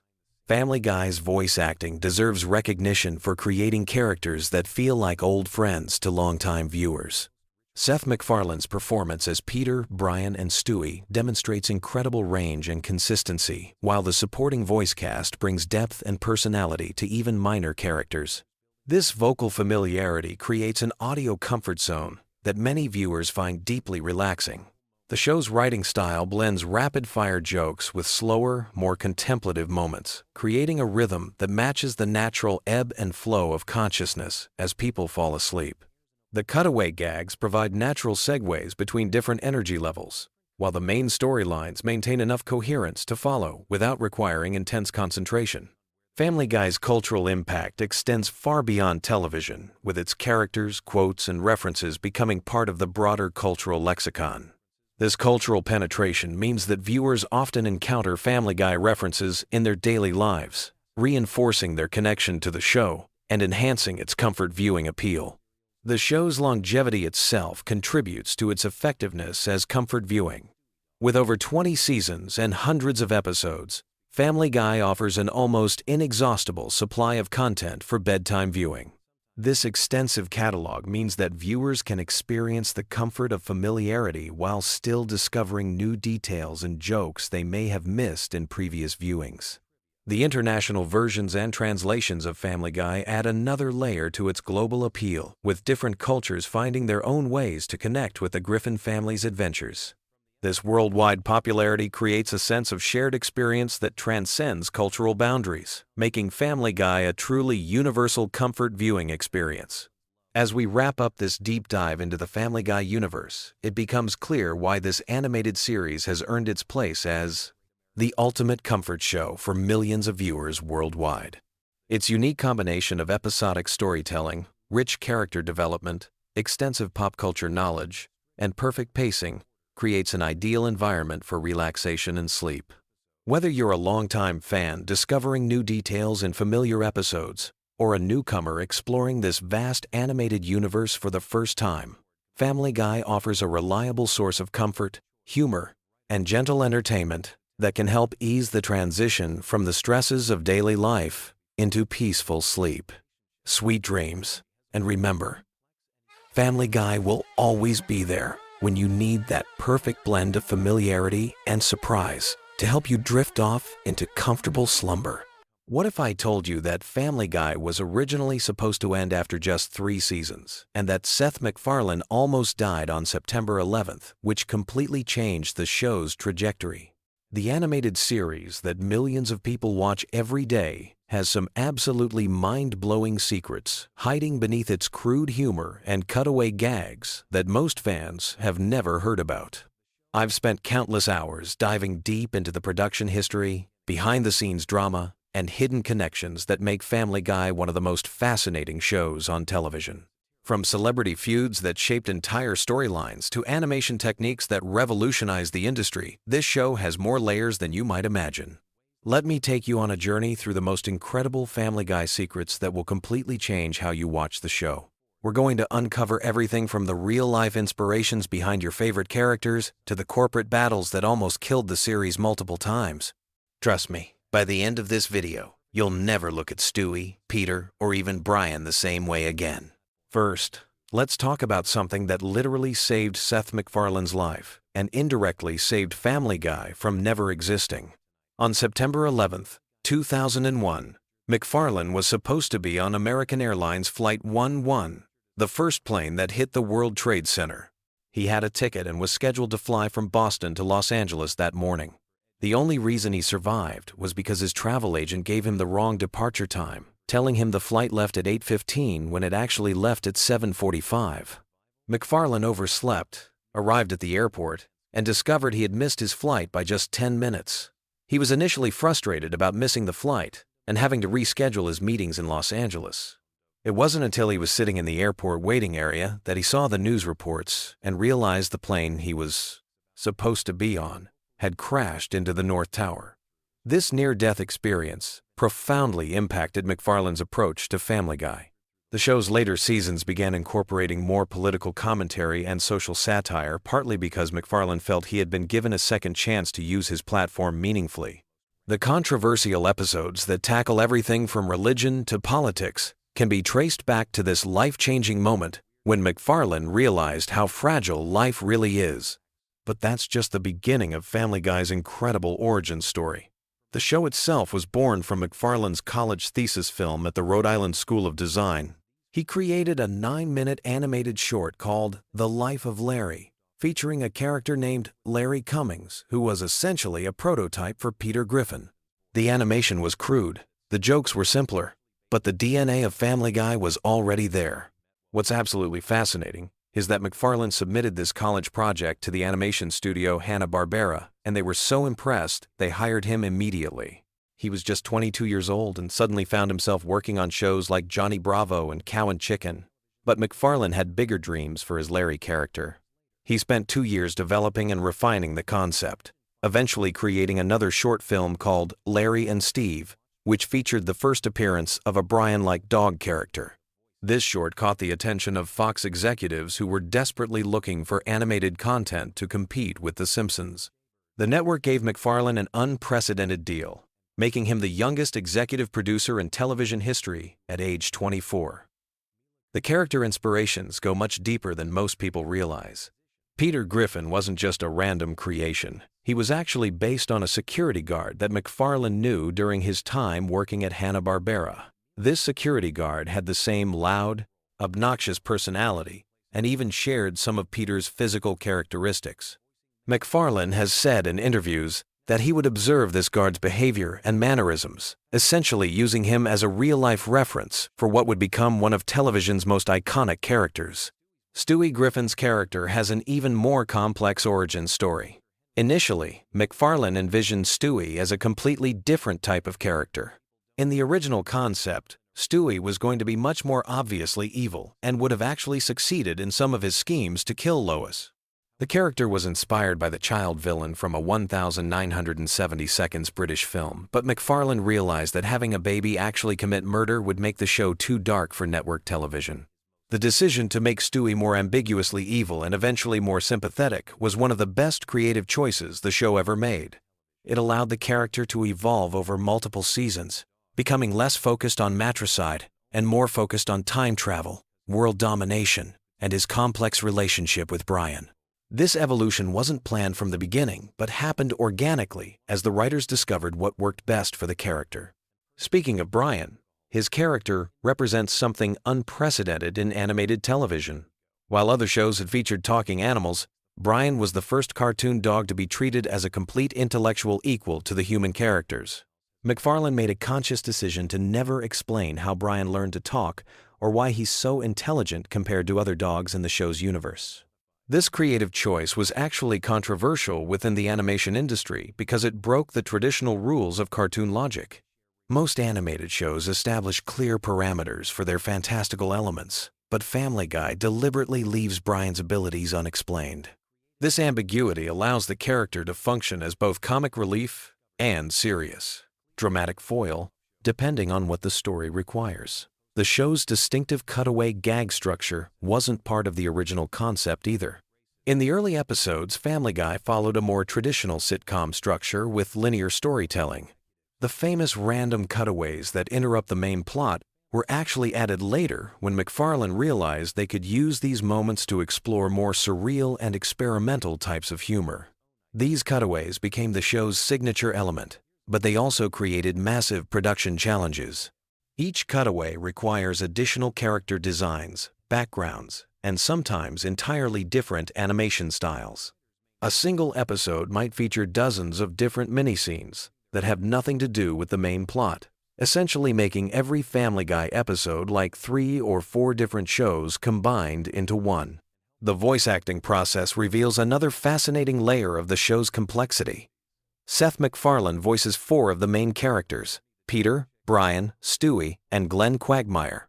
What most people don't realize is that he records all of these voices in different sessions to maintain consistency. He can't switch between the voices quickly enough during regular recording sessions, so each character's dialogue is recorded separately and then edited together. MacFarlane has mentioned that Peter Griffin's voice is the most physically demanding because it requires him to strain his vocal cords to achieve that distinctive gravelly tone. After long recording sessions, MacFarlane sometimes loses his natural speaking voice temporarily because of the physical stress of performing Peter's dialogue. The show's relationship with censorship has created some of the most interesting behind-the-scenes stories in television history. Family Guy pushes boundaries constantly, but there's actually a sophisticated system of negotiations between the writers and network censors. The writers deliberately include jokes that they know will be rejected, using them as bargaining chips to keep the jokes they really want. This strategy has allowed Family Guy to get away with content that would never make it onto other network shows. The censors focus their attention on the obviously problematic material, which gives the writers cover to include more subtle but equally controversial content.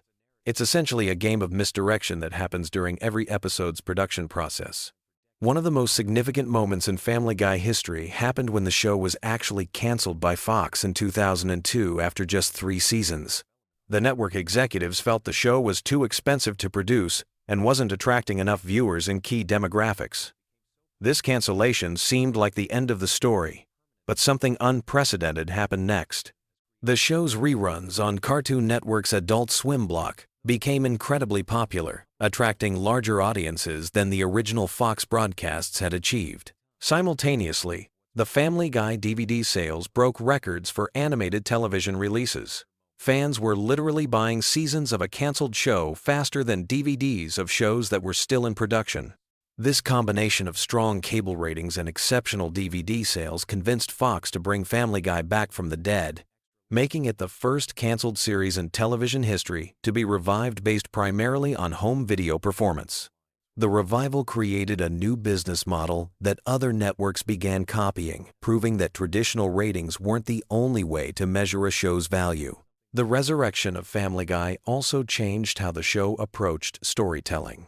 When MacFarlane returned to production, he knew the show had been given an unlikely second chance, and this awareness influenced the writing in subtle but important ways.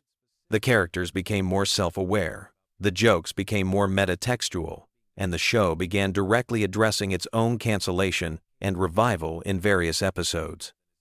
Behind the scenes, the animation process for Family Guy utilizes techniques that most viewers never notice, but which significantly impact the show's distinctive look. Unlike many other animated series that use traditional cell animation or simple digital techniques, Family Guy employs a hybrid approach that combines hand-drawn character animation with digitally created backgrounds and effects. This hybrid technique allows the animators to create more dynamic camera movements and complex visual gags than would be possible with purely traditional methods.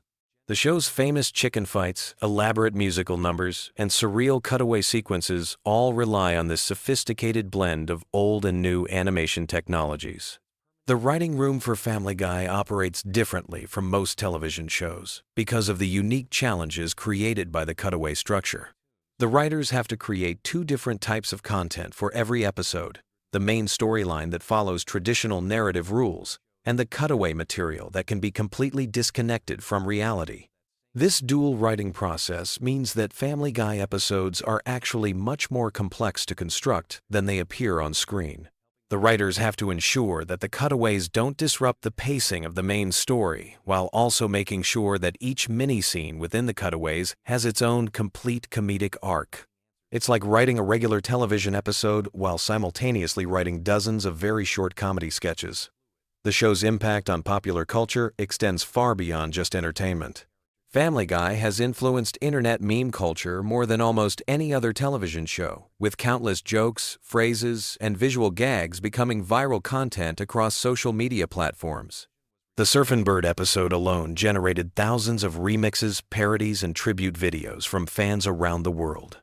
This cultural influence wasn't accidental but resulted from MacFarlane's deliberate decision to make the show's humor as quotable and shareable as possible. The cutaway structure naturally creates bite-sized pieces of content that work perfectly for online sharing, essentially making every episode a collection of potential viral moments. The business side of Family Guy reveals how successful the show has become beyond just television ratings. The merchandise empire includes everything from action figures to video games, generating hundreds of millions of dollars in revenue annually.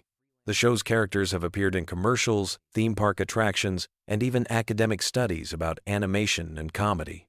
What makes this commercial success particularly interesting is that it happened despite the show being canceled once and facing constant criticism from various groups.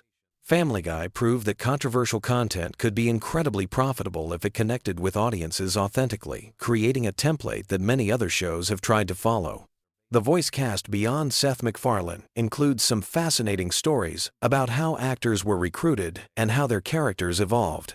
Alex Borstein, who voices Lois Griffin, was actually hired before the show was even greenlit by Fox.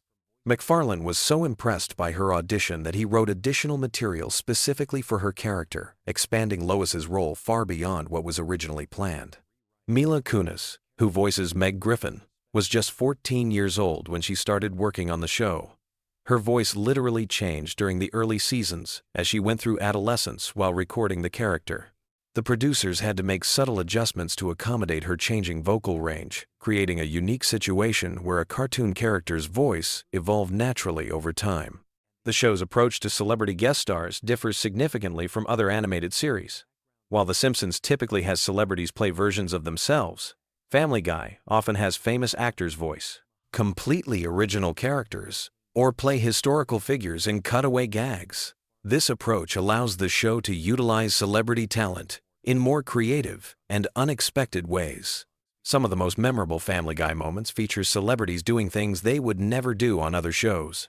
Precisely because the animated format and the show's irreverent tone give everyone involved permission to be more experimental. The result is guest performances that often become more famous than the celebrities' live-action work.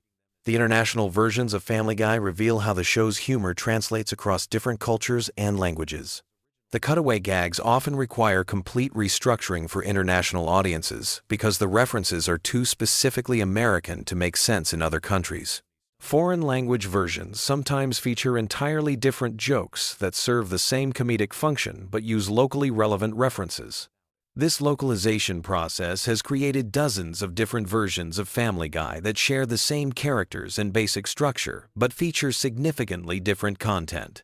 In some ways, these international versions are like alternate universe versions of the show, exploring how the same comedic sensibilities might express themselves in different cultural contexts. The technological evolution of Family Guy's production reflects broader changes in the animation industry. Early episodes were produced using techniques that were already becoming obsolete, while recent seasons utilized cutting-edge digital tools that would have been impossible when the show first aired. Despite these technical advances, the show has maintained its distinctive visual style by deliberately limiting how much the animation quality improves. This conscious decision to maintain visual consistency has allowed Family Guy to feel timeless in ways that many other long-running animated series don't achieve. Episodes from different decades can be watched together without jarring visual discontinuities, creating a cohesive viewing experience across more than 20 years of production. The legacy of Family Guy extends beyond entertainment into academic and cultural analysis. Universities offer courses that study the show as an example of postmodern comedy, examining how its cutaway structure reflects contemporary media consumption patterns and attention spans. The show has essentially become a case study in how traditional narrative techniques can be deconstructed while still maintaining audience engagement. As Family Guy continues into its third decade of production, its influence on comedy, animation, and popular culture remains undeniable. From Seth MacFarlane's near-death experience that changed everything to the unprecedented cancellation and revival that rewrote television business models, the show represents one of the most fascinating success stories in entertainment history. The next time you watch Peter Griffin stumble through another ridiculous adventure or listen to Stewie's sophisticated observations, remember that you're experiencing the result of countless creative decisions, business battles, and pure accidents that somehow combine to create something truly unique in television history. Did you know that Family Guy was actually canceled twice by Fox and nearly became lost media forever? Or that Seth MacFarlane almost died in the September 11th attacks but missed his flight because of a hangover? Welcome to the bizarre, twisted, and absolutely fascinating world of Family Guy lore that most fans have never heard about. I'm talking about secrets so wild that they make the show's most outrageous episodes look tame by comparison. We're diving deep into the creation myths, the behind-the-scenes drama, the near-death experiences, and the corporate battles that shaped one of television's most controversial animated series. Trust me, by the end of this video, you'll never watch Family Guy the same way again. Let's start with something that will blow your mind. Seth MacFarlane, the creator and voice of Peter Griffin, Brian, and Stewie, was supposed to be on American Airlines Flight 1-1 on September 11th, 2001. That's right, the same flight that crashed into the North Tower of the World Trade Center. But here's the crazy part. He overslept because he was hungover from a party the night before and his travel agent had given him the wrong departure time. If he had made that flight, Family Guy would never have existed beyond its first season, and animation history would be completely different. But that's just the beginning of this incredible story. Family Guy has one of the most bizarre resurrection tales in television history. The show premiered in 1999 and was actually performing decently in the ratings, but Fox kept moving it around to different time slots. You know how networks love to do that, right? Well, they moved it so many times that viewers couldn't keep track of when it was on. Eventually, Fox canceled it in 2002 after just 3 seasons. Here's where it gets interesting, though. While the show was dead on television, something magical was happening in the afterlife. Adult Swim picked up the syndication rights and started airing reruns late at night. College students and young adults discovered the show and fell in love with it. At the same time, DVD sales were going through the roof. The first season DVD became one of the best-selling TV show DVDs of all time, and suddenly Fox realized they had made a massive mistake. So in 2005, Fox did something almost unprecedented in television history. They brought back a canceled show based purely on DVD sales and cable reruns. Family Guy became the first show ever to be revived solely because of its success in syndication and home video. It was like watching a TV show literally rise from the dead. But the resurrection story gets even weirder. When Fox brought the show back, they didn't just order a few episodes to test the waters. They ordered 53 new episodes right off the bat. That's an enormous vote of confidence for a show that had already been canceled once. Seth MacFarlane suddenly went from unemployed animator to one of the most powerful people in Hollywood practically overnight. Now let's talk about the creative origins of the show, because they're absolutely fascinating. Seth MacFarlane created Family Guy when he was just 24 years old, fresh out of the Rhode Island School of Design. But here's what most people don't know. The show was originally pitched as a much more traditional family sitcom.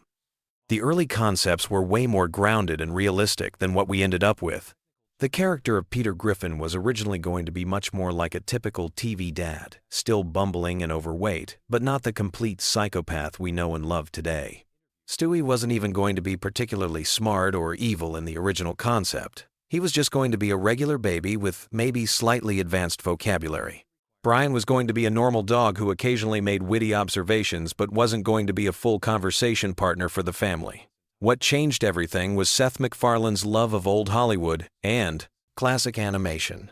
He grew up watching Looney Tunes, Tom and Jerry, and classic Disney cartoons, and he wanted to bring that level of visual comedy and surreal humor to primetime television. The problem was that most networks were terrified of anything too weird or experimental.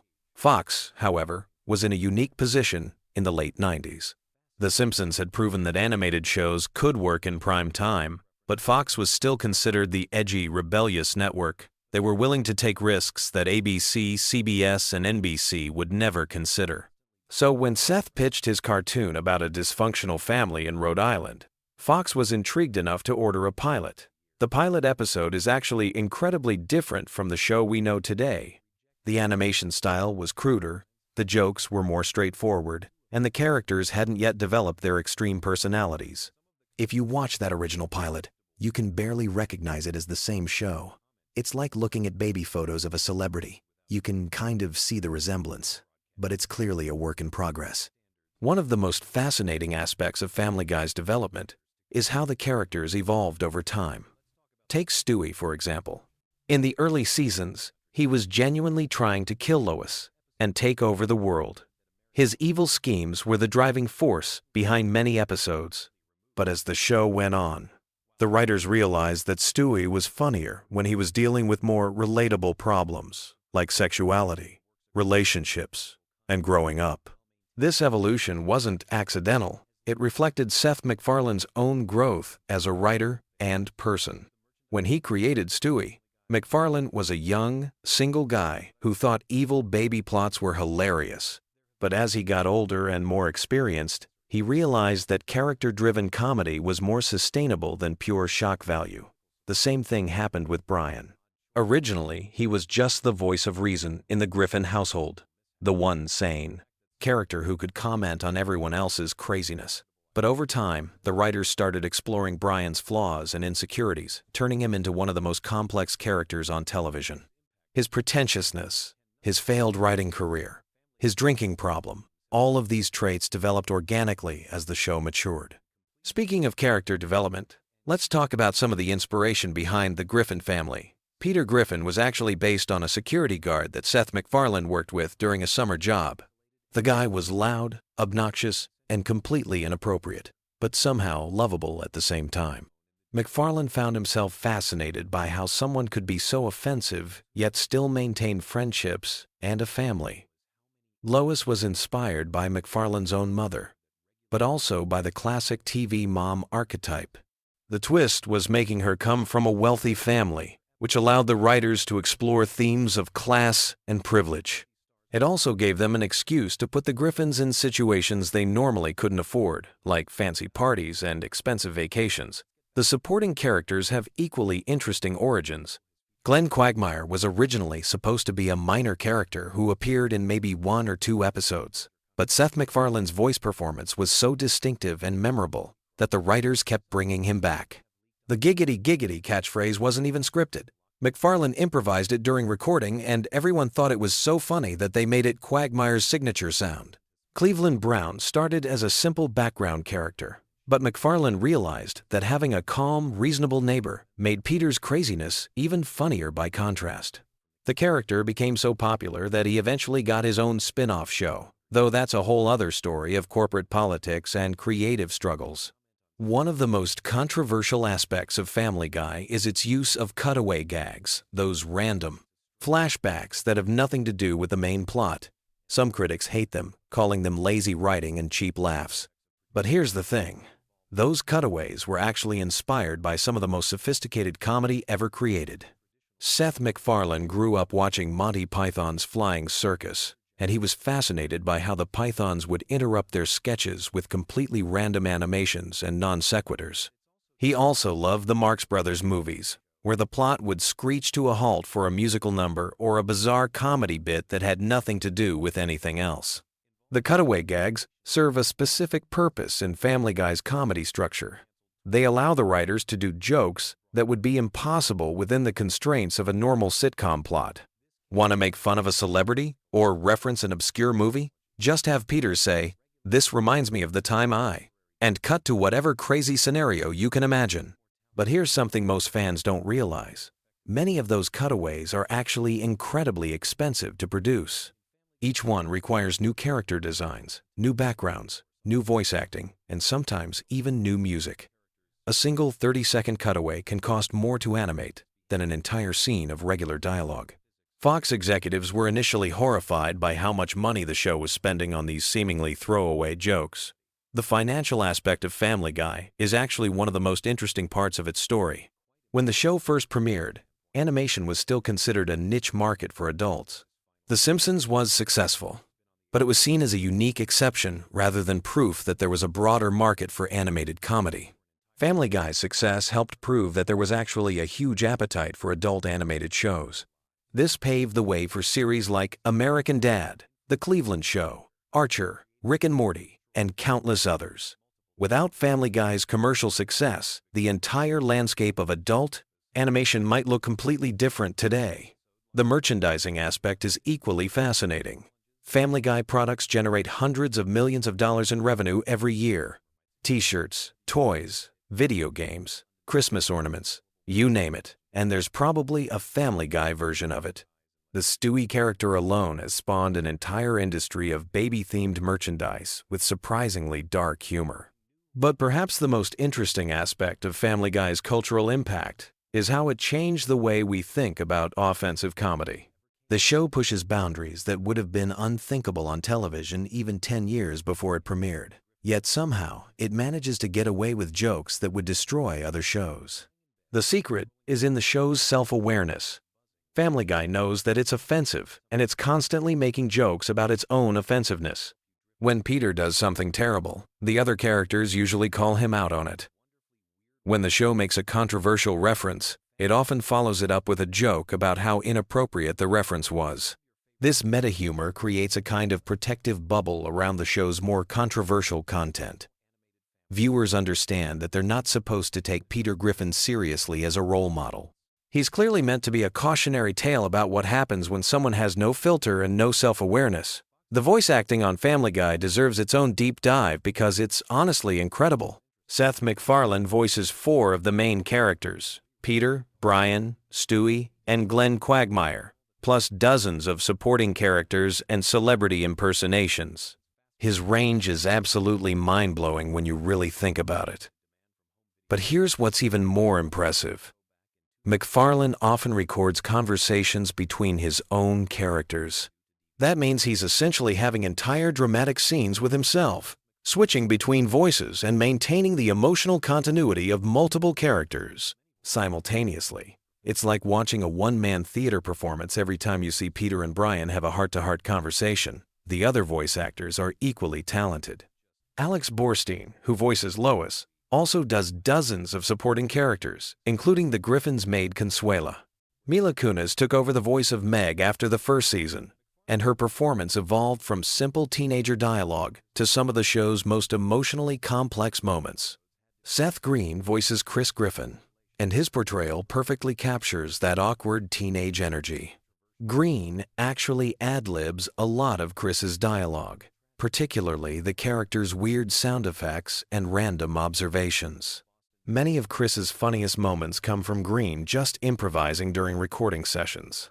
The show's relationship with Fox has always been complicated and fascinating.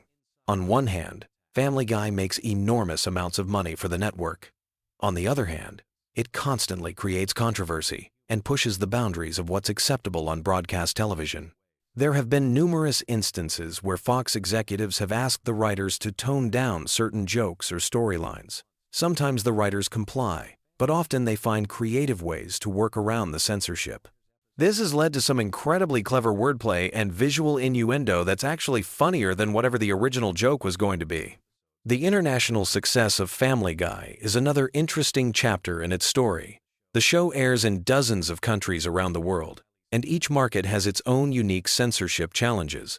Some countries cut entire scenes, while others dub over offensive dialogue with completely different jokes.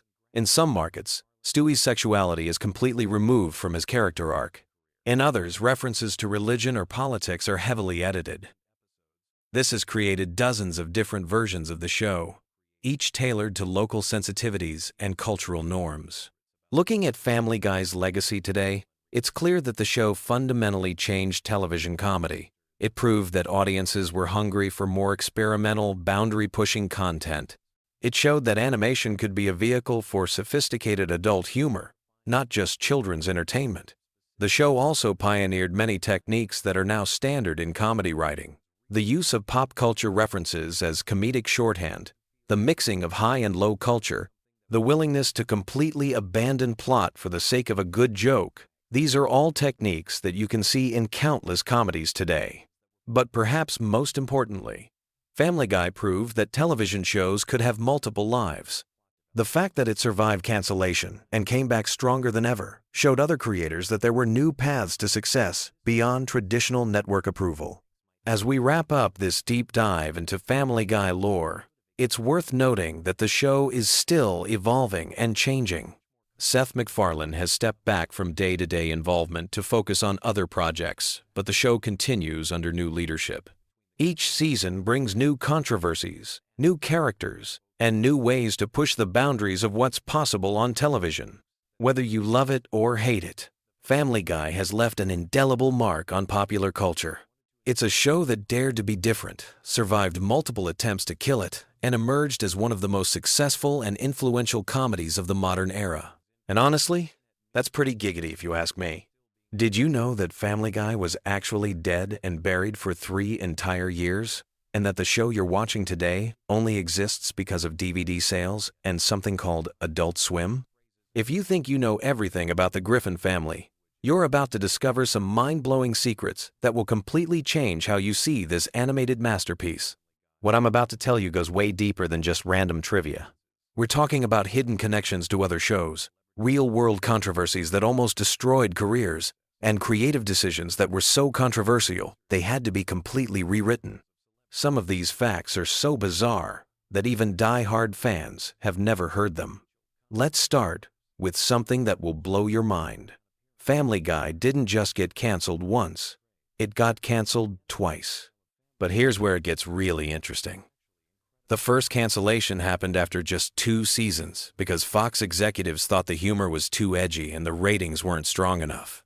Seth MacFarlane was devastated, but he had no idea that this cancellation would actually make the show more popular than it had ever been while it was on the air. Here's what happened during those dark years. Adult Swim picked up the reruns and started airing them late at night. Something magical occurred. The show found its true audience. College students and young adults were staying up late, discovering this irreverent animated comedy that pushed every boundary imaginable. The ratings on Adult Swim were phenomenal. Meanwhile, DVD sales were going through the roof. People weren't just buying the DVDs, they were buying multiple copies to give as gifts. Fox executives started paying attention when they realized they were sitting on a gold mine. The show they had thrown away was generating more buzz and making more money in reruns than most of their current programming. This led to one of the most unprecedented decisions in television history. In 2005, Fox brought Family Guy back from the dead, making it the first canceled primetime series to be revived due to DVD sales and cable reruns. But the resurrection came with a price. Seth MacFarlane had moved on. He was working on other projects and wasn't sure he wanted to return to the world of Peter Griffin. Fox had to offer him an incredibly lucrative deal, including creative control and the promise to produce 2 additional animated series. This is how we eventually got American Dad and The Cleveland Show. Now let's talk about something that will make you see Stewie Griffin in a completely different light. The character was originally designed to be much more evil and sinister. In early episodes, Stewie was genuinely trying to kill Lois and take over the world. But something interesting happened as the show evolved. Seth MacFarlane and the writers began to soften Stewie's character, making him more of a sophisticated intellectual trapped in a baby's body rather than a genuine psychopath. This transformation wasn't accidental. MacFarlane has revealed that Stewie's character development was influenced by his own experiences and observations about childhood intelligence. The writers began to explore the idea that Stewie's apparent evil tendencies were actually the result of a brilliant mind struggling to communicate in a world that couldn't understand him. This is why later episodes show Stewie as more emotionally vulnerable and seeking connection rather than domination. Here's something that might disturb you about the show's research process. The writers of Family Guy have one of the most extensive research teams in television. They don't just make random pop culture references. Every joke, every cutaway, every cultural reference is carefully researched and fact-checked. The team maintains massive databases of information about celebrities, historical events, movies, music, and current events. This is why their parodies are so accurate and cutting. But this attention to detail has gotten them into serious trouble. The show has faced numerous lawsuits from celebrities and public figures who felt they were portrayed unfairly or inaccurately. Some of these legal battles have cost the production millions of dollars.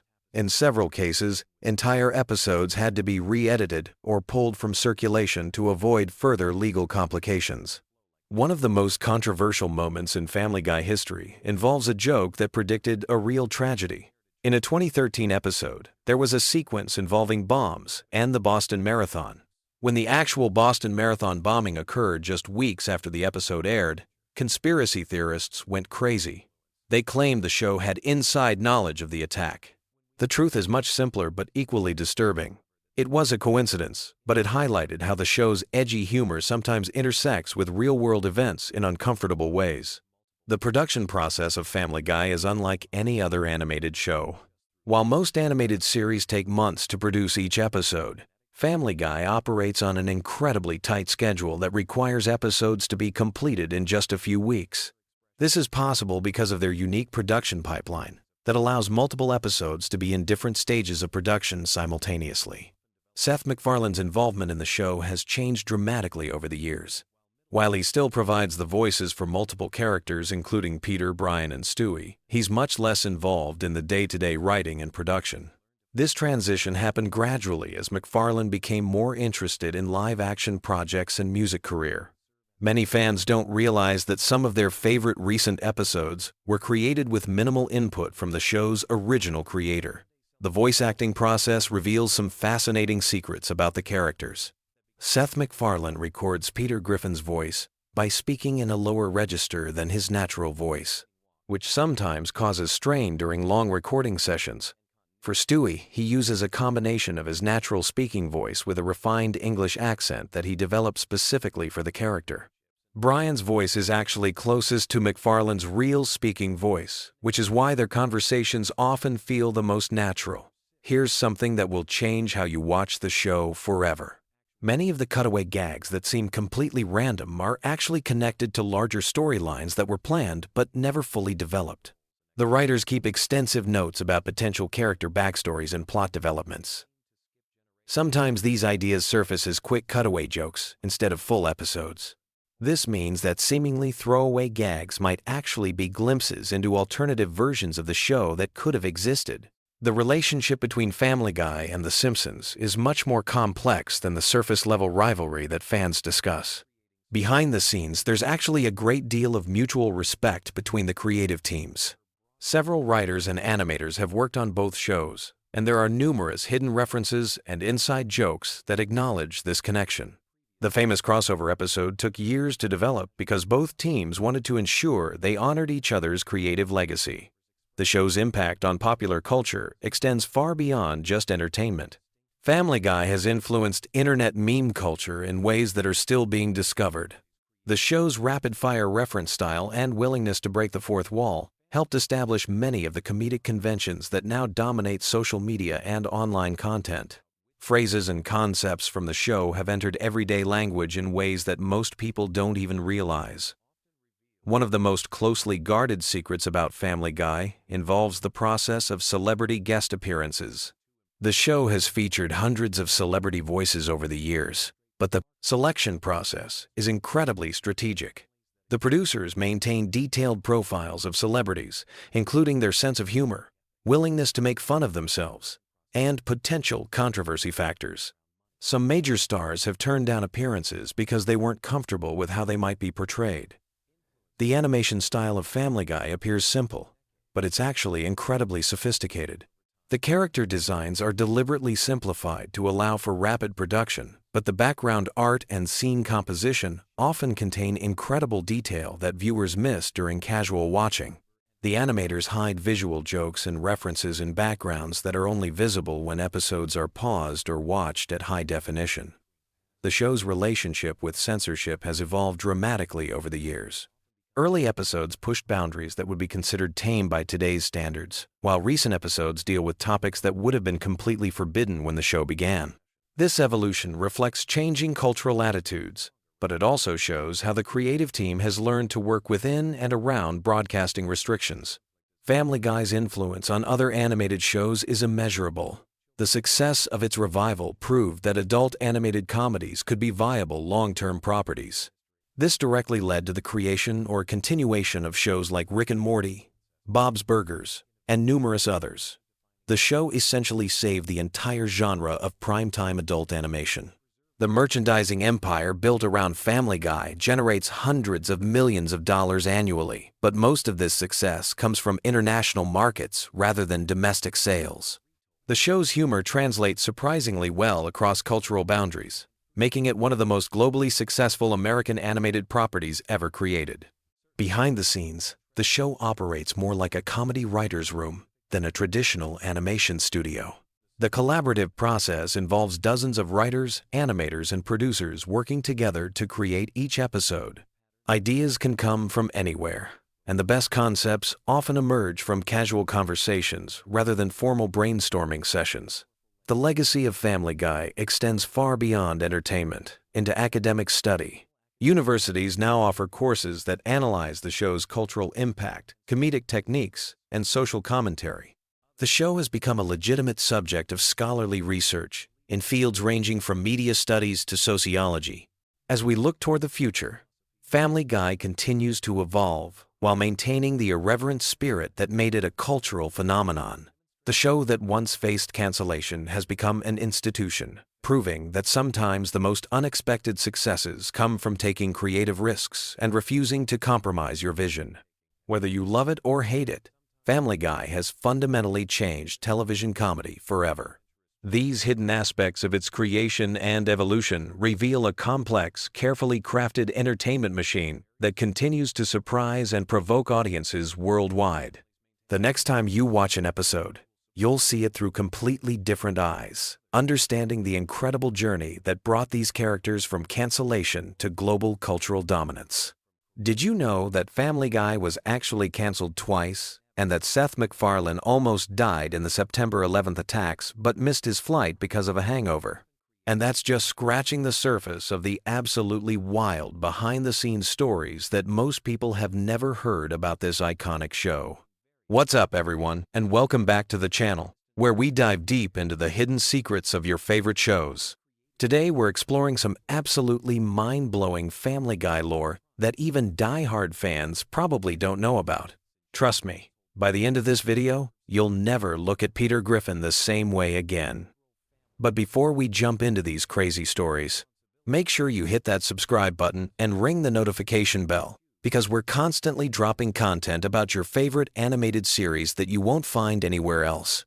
And if you're a true Family Guy fan, drop a chicken fight emoji in the comments right now.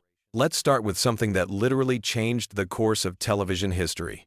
Seth MacFarlane was supposed to be on American Airlines Flight 11 on September 11, 2001, the same flight that crashed into the North Tower of the World Trade Center.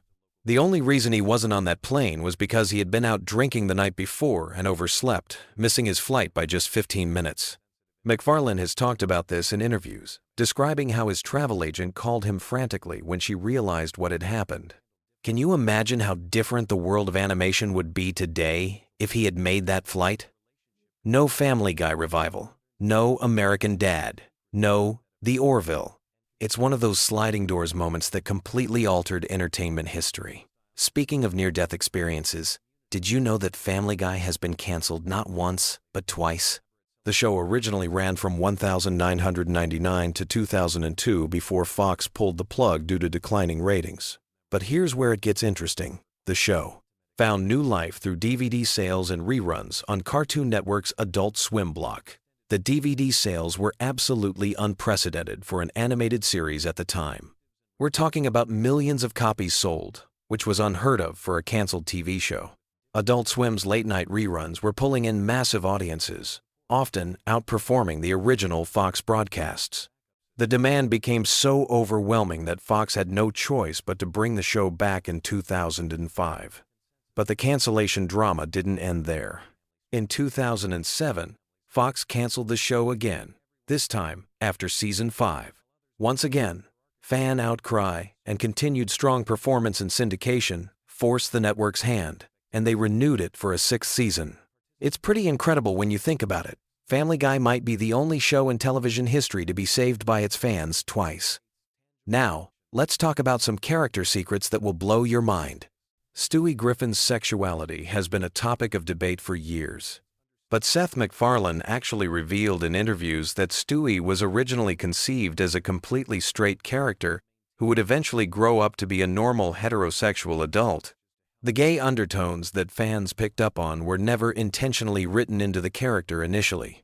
However, MacFarlane later embraced the ambiguity and has said that Stewie exists in a kind of pre-sexual state where his eventual orientation is deliberately left unclear. This explains why sometimes Stewie seems attracted to women, sometimes to men, and sometimes to neither. It's a fascinating example of how a character can evolve beyond their creator's original intentions. Here's something that might surprise you about Brian Griffin. He was almost killed off permanently way before that infamous Thanksgiving episode where he actually died temporarily. In the early seasons, there were multiple discussions about removing Brian from the show entirely because some writers felt his character was becoming too preachy and unlikable. The writers experimented with making Brian more flawed and hypocritical to balance out his intellectual pretensions, which is why we see him become increasingly alcoholic and self-absorbed as the series progresses. This character development wasn't accidental. It was a deliberate attempt to make him more interesting and less of a mouthpiece for liberal talking points. Let's dive into some voice acting secrets that most people don't know about. Seth MacFarlane voices 4 main characters: Peter, Brian, Stewie, and Glenn Quagmire. Seth, but he also voices dozens of minor characters throughout the series. However, there are some characters he refuses to voice himself. For example, MacFarlane has stated that he deliberately doesn't voice any of the female characters because he believes women should voice female characters whenever possible. This is why actors like Alex Borstein voice Lois and Mila Kunis voices Meg.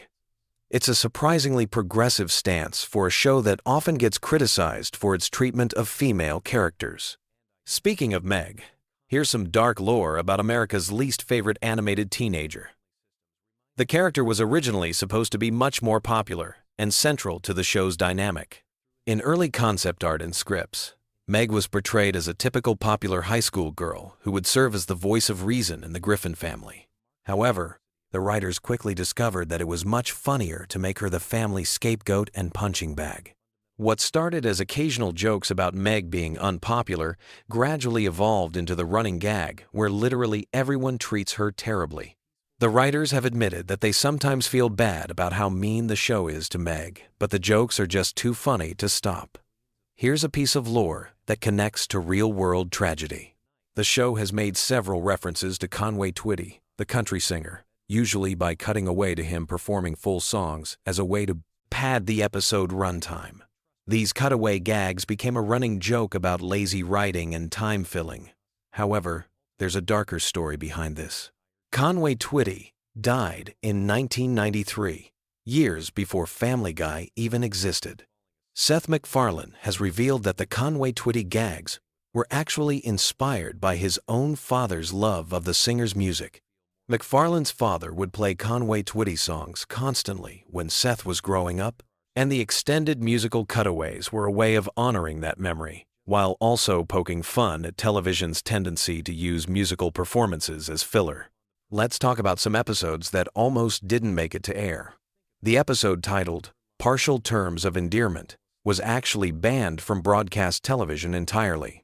The episode deals with abortion and surrogate pregnancy in typical Family Guy fashion, but the content was deemed too controversial for Fox's standards.